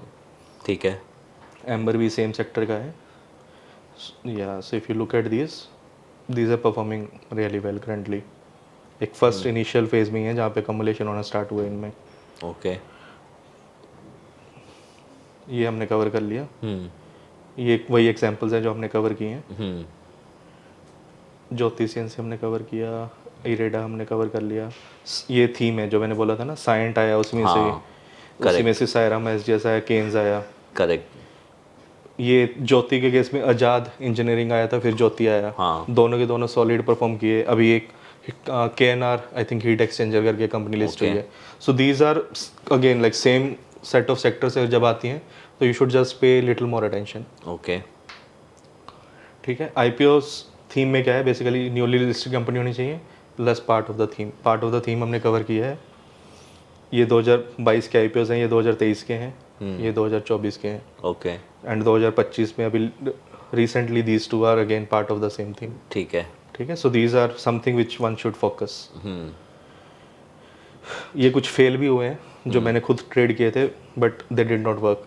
ओके। ठीक है। Although they came from these like high urgency, इन तीनों का पार्टी थे, ठीक है, but still they did not work. So ये मैंने लाइव लाइक एग्जांपल्स भी दिए हैं। तो ऑलवेज फोकस ऑन कि आपका 100% एक्यूरेसी नहीं होगा, the accuracy will still be in the range of 65 to 67%। जो फेल होंगे इट्स ओके, उसको दिल पे मत लो कि भाई ये तो सारा कुछ सही फॉलो कर रहा था बट फेल कैसे हो गया। हाँ, फेल तो होते हैं, ट्रेड तो फेल होते हैं। ठीक है। तो ये कुछ ट्रेड्स मैंने जो डाले हैं जो फेल हुए हैं। लॉकआउट रैली हमने कवर किया, highly concentrated green bars, showing range expansion with urgency, ये बहुत इंपॉर्टेंट है। रेंज एक बड़ी रेंज होनी चाहिए, 10-15% वाली नहीं होनी चाहिए वीकली पे। जब कोई 6 से 8 हफ्ते स्टॉक्स बढ़ रहे हैं, it should move like 50 to 100%। ठीक है, ठीक है, 6 to 8 ग्रीन वीकली बार्स, ये भी हमने कवर किया at the end of stage 1 और at the start of stage 2। अभी इसको ट्रेड कैसे करना है, I have given few examples, वो देख सकते हैं आप बाद में, अगर मतलब मौका मिला तो we will plan another session to cover these two. ठीक है, लॉकआउट रैलीज के बाद एक क्लाइमैक्स मूव्स भी होती हैं, वो भी मैंने ट्रेड की थी इस साल पीएसयू बैंक्स में, रेलवेज में। तो क्लाइमैक्स मूव्स क्या होती हैं, अगेन अर्जेंसी है उसमें, बट उसमें अर्जेंसी रिवर्स है। ओके, उसमें इंस्टीट्यूशंस को ऐसे लोग चाहिए जिनको वो हाई प्राइस पे बेच सकें। ओके, ठीक है, तो जनरली क्या होता है, जितने भी साइक्लिकल कंपनीज होती हैं ना, उनका हाईएस्ट एवर रिपोर्ट करती हैं वो कंपनी प्रॉफिट्स, हाँ, और वहीं पे वो स्टॉक पूरा ख़त्म हो जाएगा। जैसे मैं आपको सिंपल से एग्जांपल बता सकता हूँ, बालाजी अमाइंस और अल्काइल का भी है, HCL का भी है, ये आपको मिल जाएगा। लाइक अगर ट्विटर प्रोफाइल पे आप देखेंगे HIL, इसने 50% अप मूव दिया जस्ट 2-3 वीक्स में, एंड यहाँ पे कंपनी ने रिजल्ट रिपोर्ट किए हैं और उसका सब कुछ हाईएस्ट है, highest revenues in last 2 years, but ये साइकिल कंप्लीट हो चुका है। So this is the time when institutions are in hurry to sell, correct, तभी ये न्यूज़ बिल्ड हो रही हैं। So you will see a 50 to 100% move in just 14 to 20 days। ये मैंने लाइव ट्रेड किया है, UCO bank, see this 2 weeks of move is almost 70% and I captured this move. ठीक है, तो ये 70% मूव में भी अर्जेंसी है, बट इसमें अर्जेंसी बाइंग की नहीं है, इसमें अर्जेंसी सेलिंग की है। Okay, so institution want to use this to sell to the retail. तो आपको यहाँ पे दिखेगा कि भाई पूरे बेस्ट है, मतलब उस सब कुछ न्यूज़ में है, वो स्टॉक सब उसको खरीदना चाह रहे हैं, but this is the end of that stage. Okay, ठीक है, तो trade execution again, control the controllable, split bigger moves into smaller move and have a decent action plan. ठीक है, बस उतना ही है।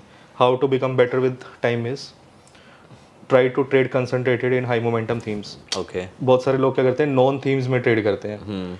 जैसे मैंने बोला ना कि थीम्स में एक अपॉर्चुनिटी होती है कि स्टॉक 12 हफ्ते में डबल हो सकता है, 100% की मूव्स आती हैं।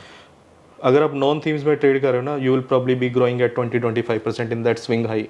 ठीक है, बट अगर आप थीम में कर रहे हो और 55% के आप आसपास एक्यूरेसी है, हाफ ऑफ द ट्रेड्स अगर आपके 70-80% या 100% बढ़ गए, in that 12 weeks period only you will grow your account 40-50%। Okay, ठीक है, so this is very important. This is again, this is not for beginner, जो पहले से कर रहे हैं उनके लिए। Instead of taking random trades, random scans, just focus on the themes. Shift your focus from buying everything to not buying everything. Again very important. शुरू में क्या होता है, अपने को लगता है ये भी खरीद लें, ये भी खरीद लें, ये भी खरीद लें, राइट, बट इवेंचुअली पैसा बनता है कैसे, ये भी ना खरीदें, ये भी ना खरीदें, ये भी ना खरीदें, Right. जो लेफ्ट ओवर है उसी को खरीदो। ओके, ठीक है, स्कैन हर रोज नहीं करना, this is very important, because leader they don't emerge on a single day और they don't retire in a single day, they have their own fractals. आपने जब लीडर्स फाइंड कर लिए, just wait for your entry. आप उसका watch list आपका बन गया, बस आपको एंट्री का भी वेट करना है कि सप्लाई जब लिस्ट होगा देन आई विल बाय। ठीक है, ठीक है, again keep trading same names multiple times within their own expansion cycle is basically जो बड़ा साइकिल है 10x वाला, उसी को मल्टीपल टाइम ट्रेड्स करो instead of buying every new name. ठीक है, ठीक है, ये भी एक पूरा like I can take maybe 1 hour session on this. Bear market की जो रैलीज होती है ना, उसमें भी स्टॉक्स के अपने एक्सपेंशन साइकिल्स होते हैं। ये नहीं कि भाई जैसे मैंने आपको एम्बर या ईपैक का दिखाया ना, although market is going down, these stocks are moving up because they are in their own expansion cycles। ठीक है, ठीक है, तो इसको आइडेंटिफाई करने का तरीका थोड़ा अलग होता है, इसमें रिस्क मैनेजमेंट भी बहुत अलग होती है। जब बुल मार्केट में आप जिस रिस्क के साथ ट्रेड करते हो, उस रिस्क के साथ नहीं ट्रेड करते हो, ट्रेड मैनेजमेंट भी थोड़ा अलग होता है।